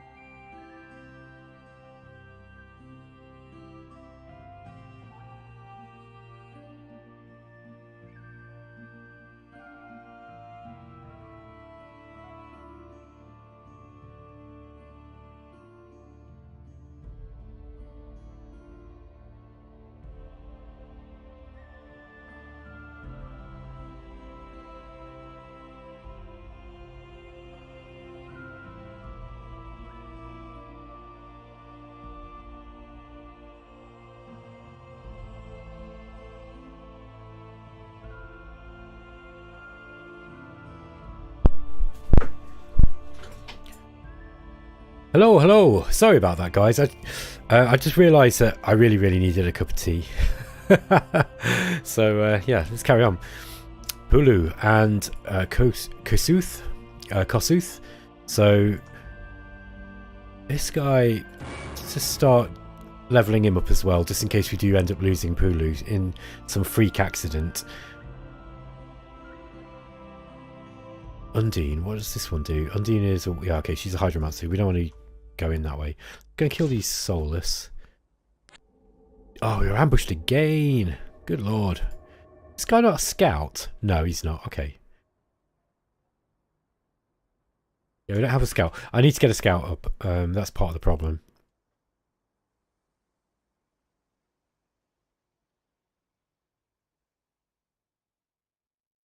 You're ambushed in the forest? Okay, what were you ambushed by? Oh no, he's going to die. Ah, he did. Damn it. These ambushes are so dangerous now. Really, really brutal. And there's a battle in the Shower Sea. Okay. Okay.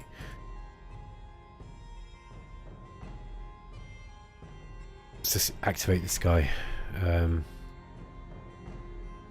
Oh, did the assassin die as well? Okay. Okay, we're going to have to go and get this. I'm glad. This is why I started leveling this dude up.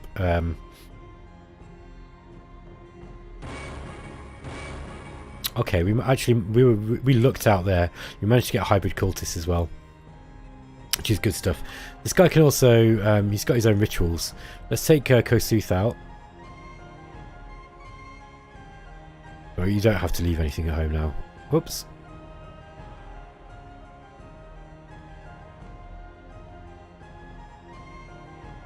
There we are. It was trying to take the ship with it as well.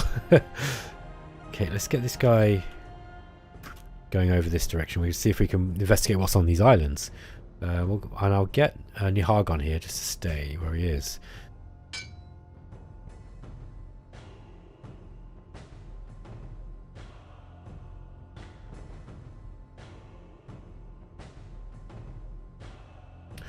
Okay. Just go and pick up these troops. At least I got an army of some sort, although it was a real shame to lose that captain again. Nihargon here. Let's go for the Lesser Ritual of Mastery. And we'll just wait till next turn.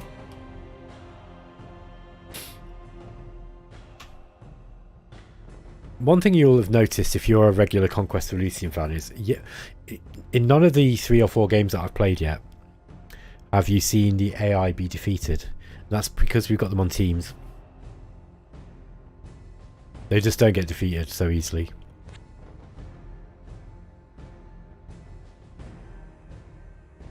Whoops. The wrong button. Okay, we need 25 to do that one.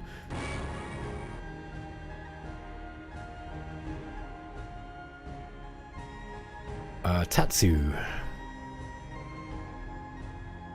Yeah, I don't want to go near that thing. Hopefully it avoids us. Yeah, he went the other way, look. So... okay, we don't want to go too far this way because we'll end up falling off the edge of the world. Okay, we've exhausted all the lesser rituals of mastery now with that guy. Josh Zettigeren says, every time I boot up COE, I find myself thinking I should just be playing Dominions. I know they're different games, but not sure what my struggle is. They are different games, yeah. This is just, like, you don't have to think about this game as much. I mean, you can do, but that's what I think anyway. I think this is a light-hearted game that is only as serious as you make it. And that's probably a good way of putting it. I mean, like, you can try and play it as a serious war game if you want. I think Dominions is much better in that respect. If you're looking for a game that is, you know, really cerebral, then Dominions is the game. I think this game is also cerebral, but it's just more fun. Like, you can, you know, you can really try and I think, like, if you want to play it on a really high difficulty setting, then yeah, you do need to min-max this game. Like, there's a guy who plays this called Jackalaw. I don't know if you've heard of Jackalaw, but he's kind of like quite big in the Dominions and Conquest of Elysium community. And he told me, he's like, if you start playing on anything higher than Baron, I think he said that he feels that you really have to start using some quite cheesy strategies in order to be able to win. You know, like leaving lots of troops in every single village that you conquer and that kind of stuff. I can't really comment on that because I don't really play on that high difficulty setting. What I think is good about this game, though, in the same way as Dominions, is it will throw up novel situations all the time. And novelty is really, really important in this game. Or it is, you know, in gaming, I think. No! How dare you rebel against us? Stupid Atlanteans. Yeah, they're not going to last long. Let's just get that guy waiting there. And we're going to... Oh, I kind of need to kill this damn thing. It's got an amulet of cold resistance. That's pretty cool. But it is strong. That said, is it strong enough to get through all these archers? Don't think so. Let's try it. Let's see what happens.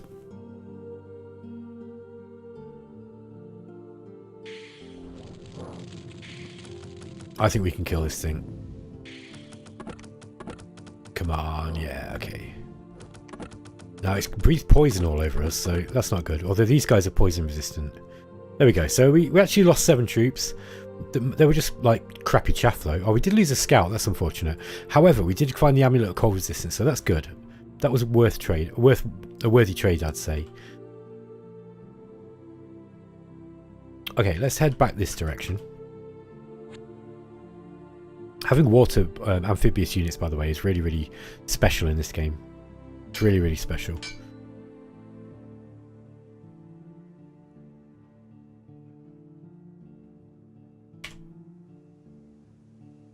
Yeah, we should probably start making use of these ships as well. These are kind of like a pirate faction.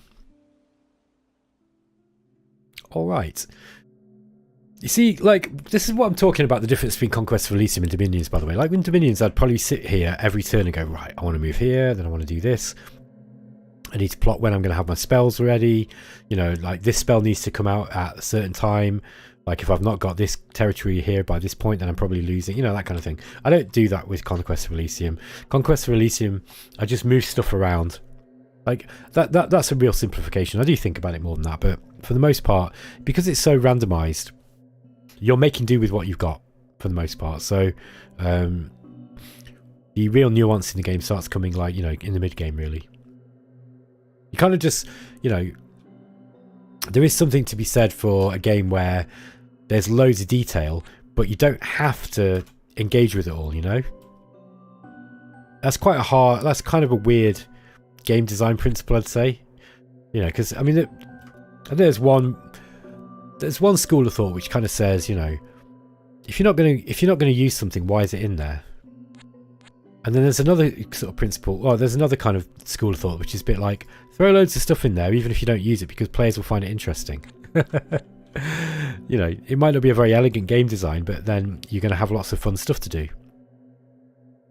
I think finding a balance between those two things is very, very difficult. Conquest of Elysium is one of those rare games that really gets that right. But, you know, this game is... There's always something to do. It's always fun as well. But it's not necessarily... You know, you don't have to necessarily min-max it in order to be able to be good at the game. And I think that's to its benefit, honestly. Can we do that? Yeah, probably.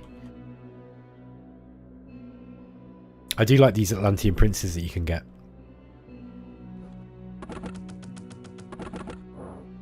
I just love the idea of an assassin assassinating a wolf at the start of the battle. Totally ridiculous. Okay, we've actually got these guys moving as a pair now. I don't really want that, so... Ah, okay, look. We've actually come across red team's territory here.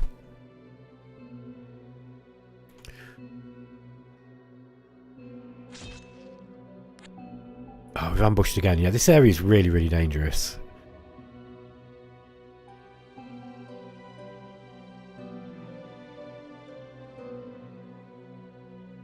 Fortunately, these guys are not strong enough to take on what I've got here, so these are actually a good... This is actually a nice little army for being able to kind of clear this area out, I'd say. Okay, we're going to sneak around with this small group here and just see if we can take some stuff off the red player. Let's get up some more crossbowmen. I'm going to start building a force up here. 1 captain, 13 crossbows. That's a lot of crossbows. But I think now's the time to take that kind of stuff out.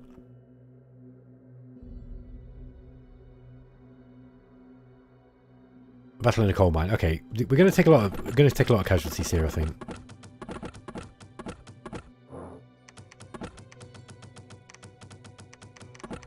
Oh, we took a lot less casualties than I thought. We didn't lose anything. How fantastic. Okay, there's a battle in the forest as well. I don't think we're going to lose anything here. It's just a bunch of snakes. And these guys are poison resistant, so... yeah. That was nothing. Oh, we actually lost... It's funny, isn't it? Look. 12 snakes actually managed to do more damage than, like, 13 crossbowmen. This just goes to show you the power of randomization in these games. Oh, we got a knight here. Oh, he's really strong. Run away. Just going to carry on getting base troops out here. 1 captain, 9 Zweihanders. Yeah, these guys are in a good position to take those out, I think. Okay, we're ambushed again.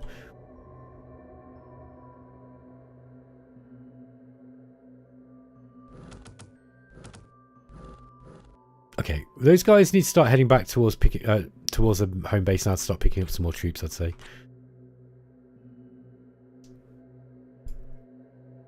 They're not going to manage that on their own, I don't think.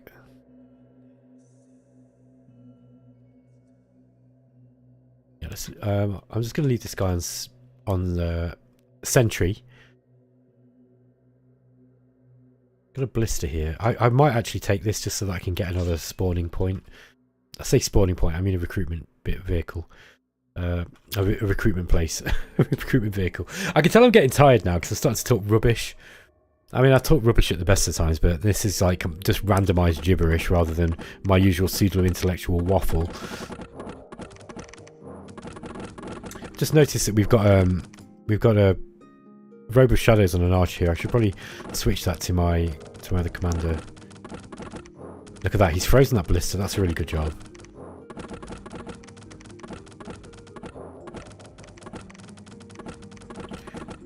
Come on, guys, you can do it.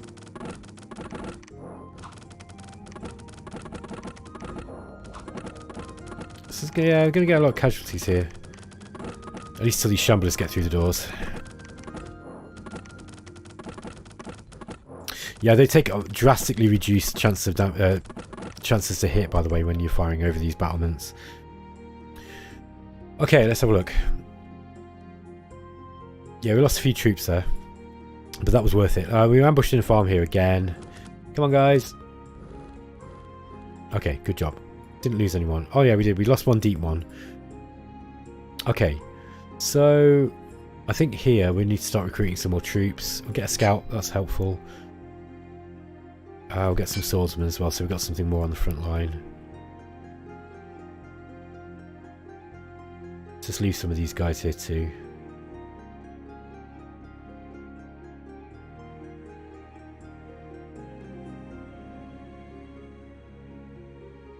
And where are we going to move you? I think what I need to do is go for the ritual mastery. What's that thing we've just got? Elder Thing. Mind Blast. Life Drain. Oh, this can move, but it's slow. Alright, that's interesting. Let's just leave it there. I don't want to be taking any slow units with me. Which does mean that we can probably take a few more troops with us. I'm going to leave that thing there. Let's get this guy back up towards our home base, and I'm going to start pumping out some more troops there too.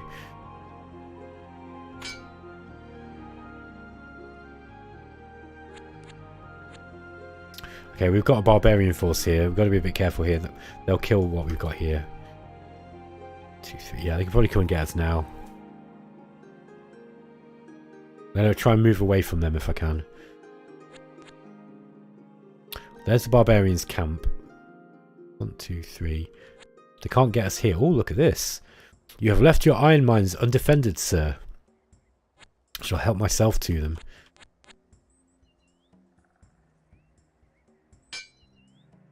Let's just get a bunch of archers while I got the money. One of the nice things about this game is you don't have to worry about upkeep for troops, unlike in Dominions. So you can have really, really, really big armies. Okay, we've got a crater here.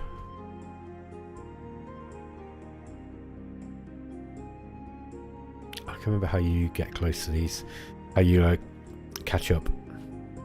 Center, that's what I'm trying to say. Yeah, we need to take this now. I think it's about time we thought about taking this. Let's see if I can get hold of that. Ah, there's a cultist of the deep. Great job. Get a ritual mastery on him straight away and we'll turn into a high cultist. There we are. So we've actually got a couple of high cultists now to play with.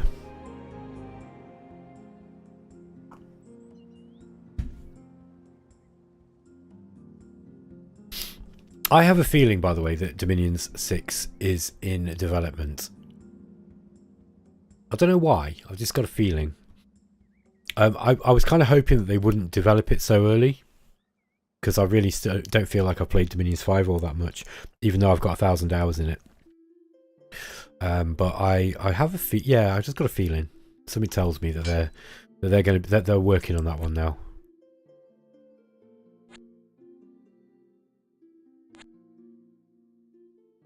Okay, let's get this guy. He did call Warriors of the Deep. I might just put him on repeat ritual.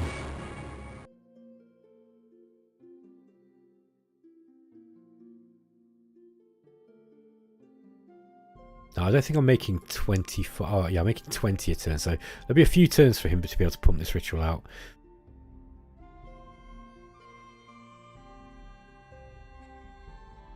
I thought I'd done this, but...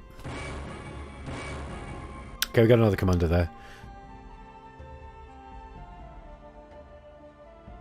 Umamu. Or Urnamu. Urnamu. Yeah, let's get this... But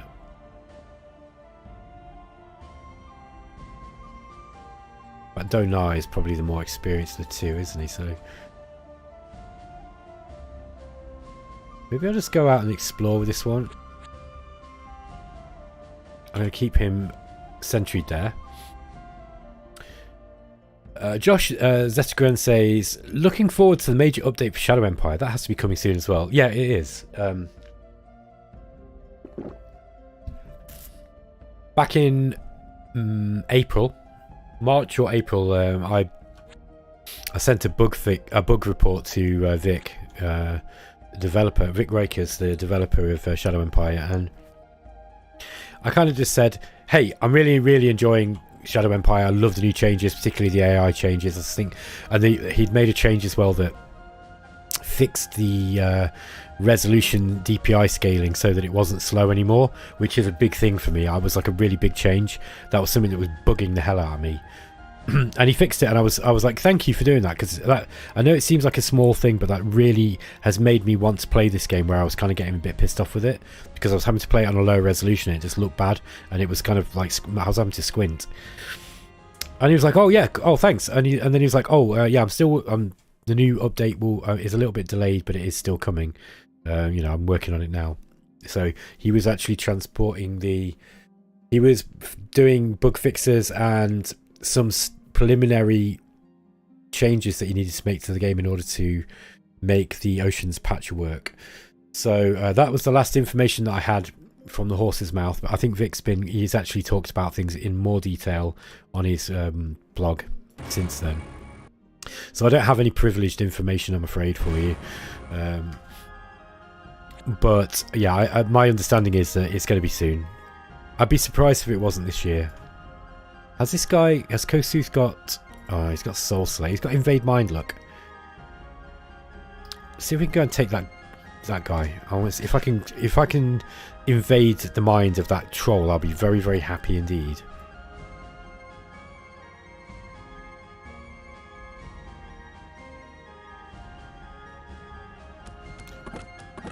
Can we get it?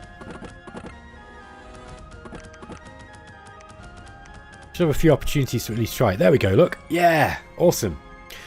We are now the proud owners of one big ugly troll. Let's get a scout. Oh, I'll get some more archers here. Okay. Ooh, what is this? Okay, we're not strong enough to get in there. Or there. Let's see if we can just work our way to the south of that and figure out what's going on. Ooh, an enchanted forest. Phantasm. Okay, that looks nasty. I don't think that these things will be affected by our spells. No, they're mindless looking. They're pretty scary. Let's just keep the hell away from that. What I'm going to do though is I am going to put an elder being here. Oh no, we haven't got enough sacrifices. Okay, that's because we're constantly pumping out these troops here. Look, if we just go and have a look at what this guy's got here. Oh, he stopped casting it. You're slacking off from your duties. Slightly more difficult, yeah, we don't want to do that. Okay, it's a bad time to summon anything, so let's just start exploring a little bit more.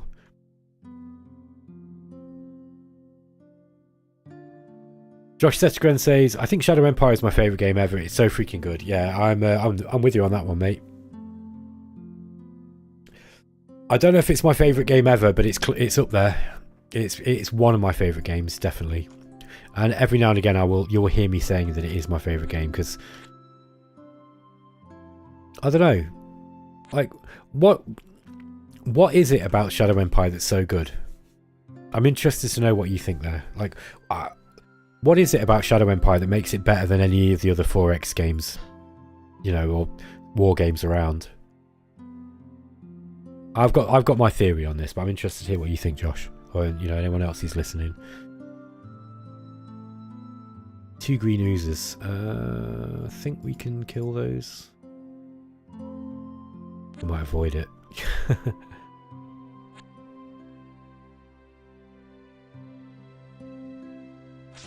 Gonna kill those scummy dwarves.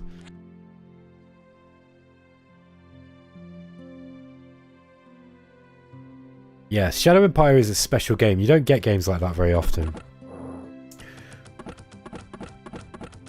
I think one of the reasons, right, that it is so good is that it's got a solo developer, and that solo developer is very, very competent.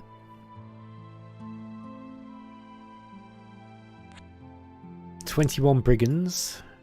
Yeah, we can take those guys. Let's send this guy in as well.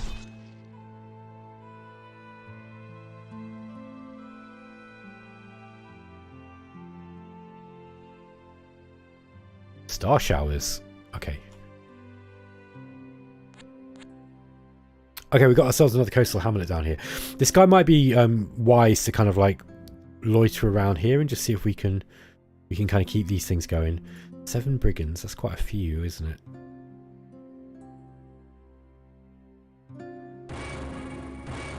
Okay, he managed to get some Corner of the Deep in. It's good. Getting a fair amount of the map explored now.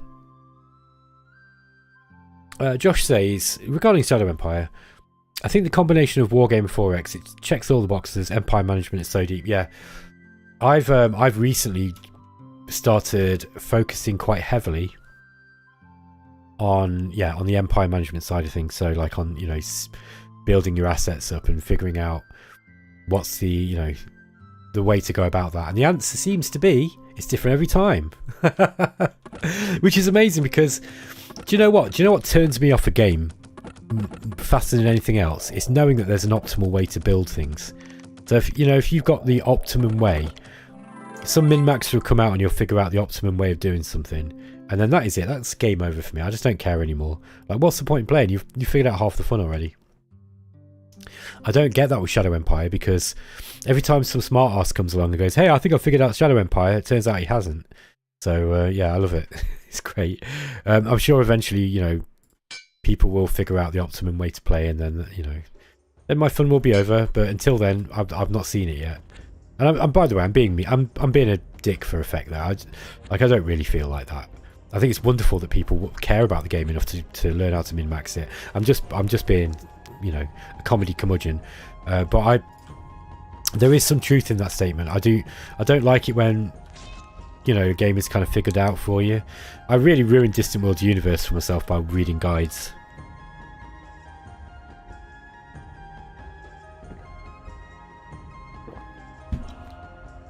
There's an example of game design, right, where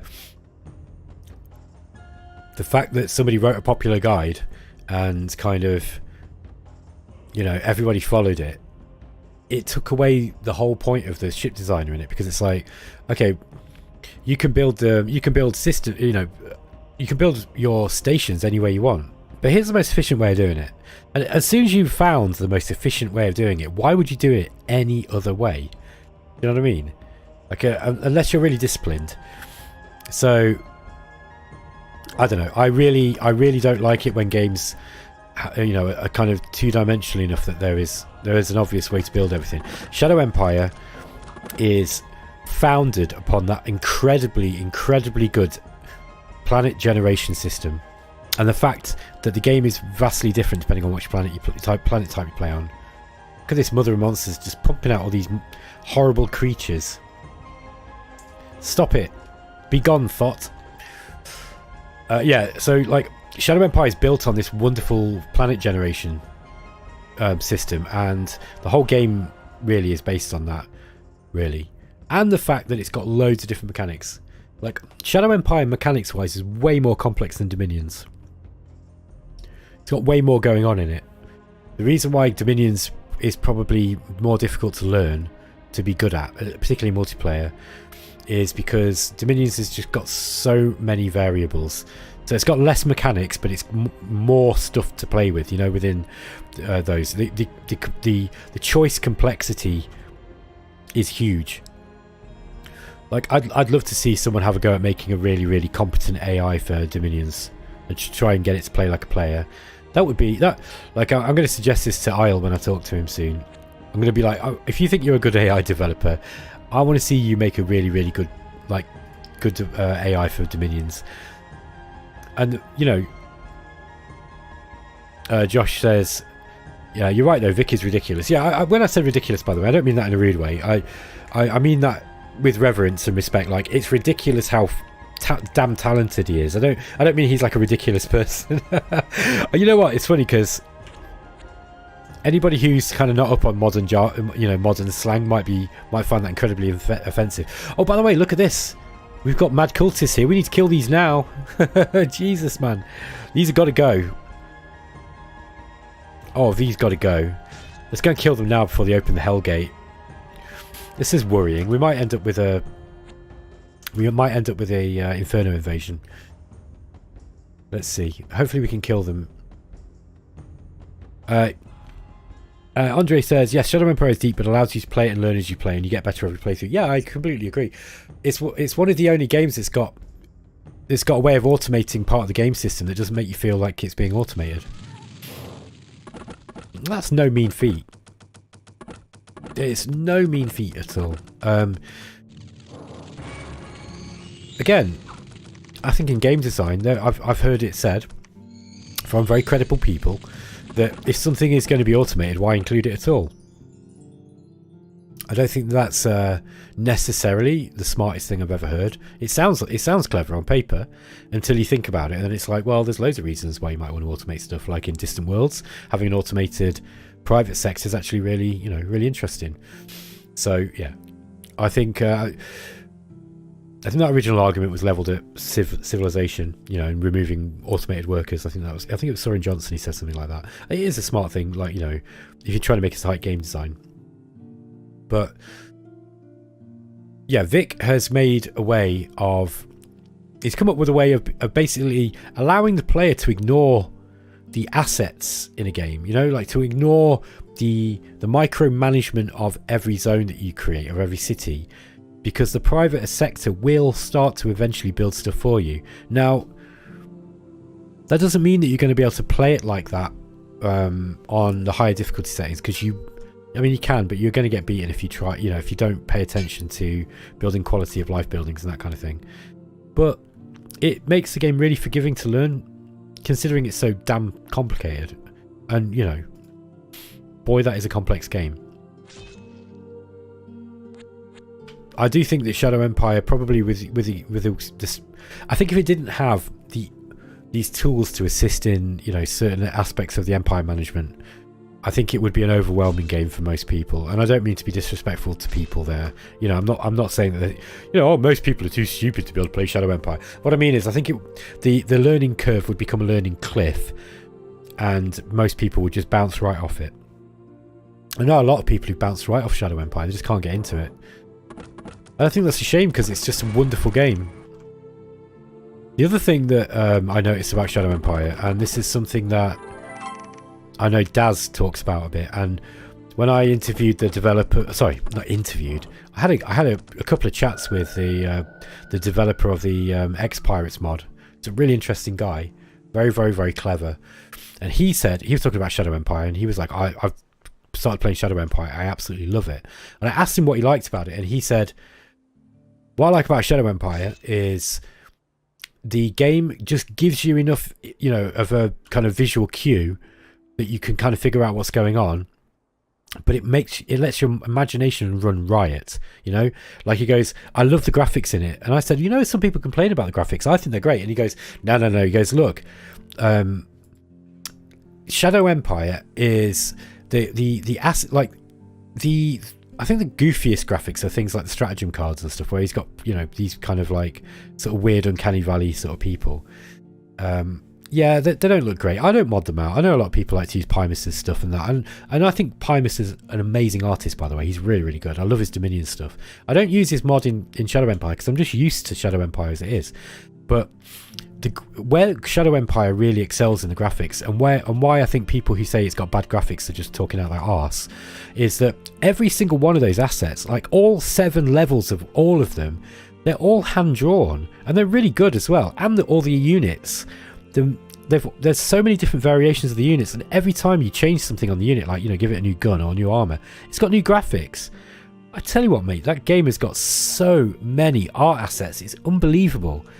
So it bugs me when people come out with ignorant comments like the graphics in Shadow Empire are crap. It's like, no, the graphics in Shadow Empire are excellent.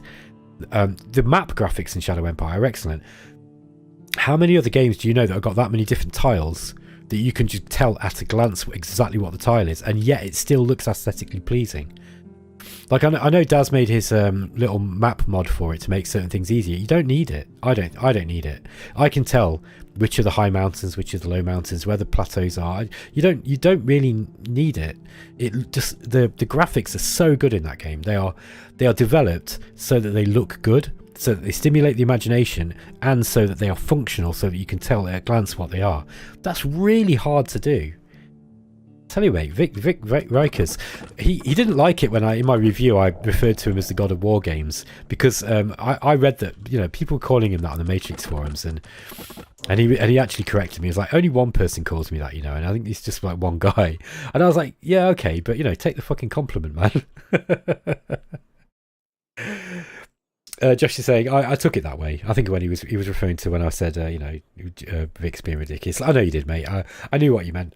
I just wanted to sort of, just for posterity, just to make it clear. If I sometimes when I say, oh yeah, that person is ridiculous, I don't mean in a literal sense. I mean, you know, I'm amazed at how clever they are. And he said, Josh says, I have such a good time just shuffling leaders. It's a whole other game in itself, I think he says. So, yeah, it is. Have you looked at the faction stuff? Have you tried, like, you know, gaming and min-maxing the faction stuff? That's fun. That's the thing that I haven't really looked at a whole lot, to be honest, the political factions. But if you really want to start getting loads and loads of cool stratagem cards, trying to keep those guys happy is one way of going about it. I think these guys are going to get crushed by these dwarves, so I'm not going to go in there. Let's go and try and take these. These might be a better bet. Spearmen we can handle. Model design is another thing in Shadow Empire that is absolutely amazing. So Shadow Empire has just the right amount of randomization and just the right amount of predictable game progression. So, you know, the randomization in the leaders that you get, in the model design, in the way that the research is partly randomized. You have a stable tree, but you know, you get things in a random order. The way that the decisions are thrown at you that give you, you know, the ability to go up certain levels in the profile tree, that's been fine-tuned in recent patches. I think the changes are very, very good. Shadow Empire is great. I could rant on about it forever. I just think it's one of the best games that's ever been made. And when I like, sometimes when I read back my reviews that I've written, I don't really get this complaint very often. In fact, I don't think I've ever had it. But the criticism I give myself for my own reviews is that I'm a little bit too glowing about stuff. And honestly, the answer is I just don't play bad games. Like, if there's a game that's not very good, I just don't play it. So, you know, I think I made this point a few times on podcasts, so I won't belabor it, but I'm not going to waste my time with crap games, right? So and I'm not paid to do reviews either. You know, I occasionally get the odd free game. I don't really do many reviews for Explorminate now, but even when I did, if I get a free game to review and it sucks, in order for me to make a credible review that adheres to journalistic integrity, I have got to put a certain amount of time into it. And for a 4X game, that's 40 hours minimum. I want at least 100 hours if I'm going to really understand it, providing it's not like a really basic game. And if the game sucks, why am I going to waste that time, right? So if it looks like I've basically always put out positive reviews, but that's because every time I get a bad game, I just go, no, this is a bad game, I'm not playing it.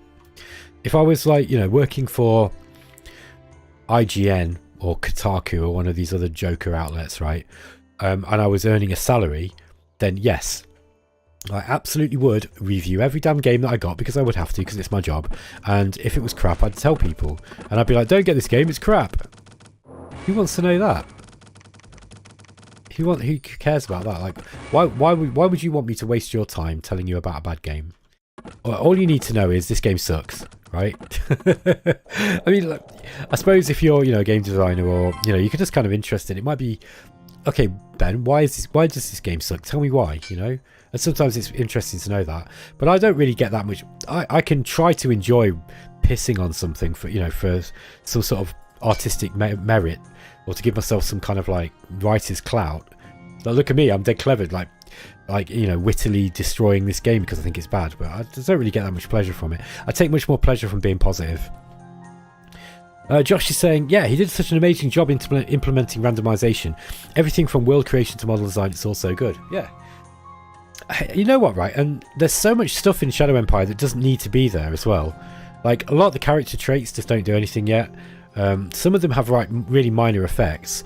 There's other stuff in the game as well that has secondary effects that you don't even really know about. Like, it's clear that if you go with meritocracy, if you start climbing into meritocracy, you start getting better leaders. I don't think that's in the manual anywhere, but it seemed, I mean, I'm not 100% sure about it, but pretty much every single time that I go meritocracy now, I get dead good leaders, and when I don't, I get bad ones. If you go into democracy, you get bad leaders, whereas if you go into meritocracy, you get much better ones. That seems to be a fact. So yeah, I just think that he's hidden loads of stuff in there, and I think he's a little bit Vic seems a little bit reluctant to let too many of his secrets about the game out, and I can absolutely respect that. I wonder if I can go to this Anvil place yet. Ooh, that's a lot of archers.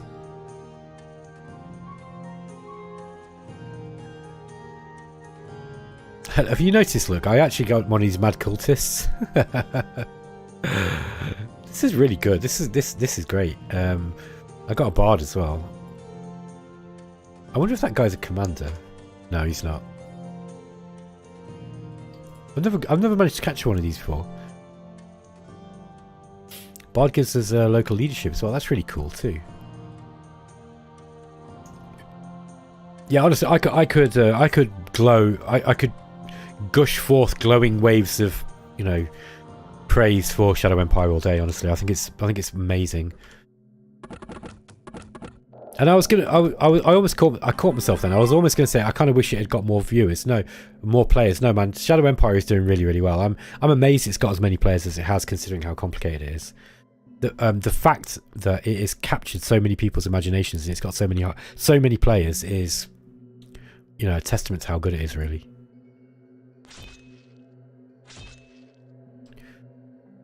Okay.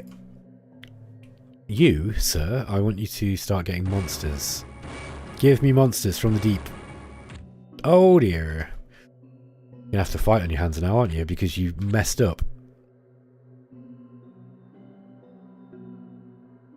One archer, 10 spearmen. I think we could do that one. I'm not playing very effectively here, by the way. I'm being a bit... I'm kind of just playing on autopilot. We're going to absolutely wreck these guys. There we go, look. Oh, I did lose a couple of deep ones by the looks of it.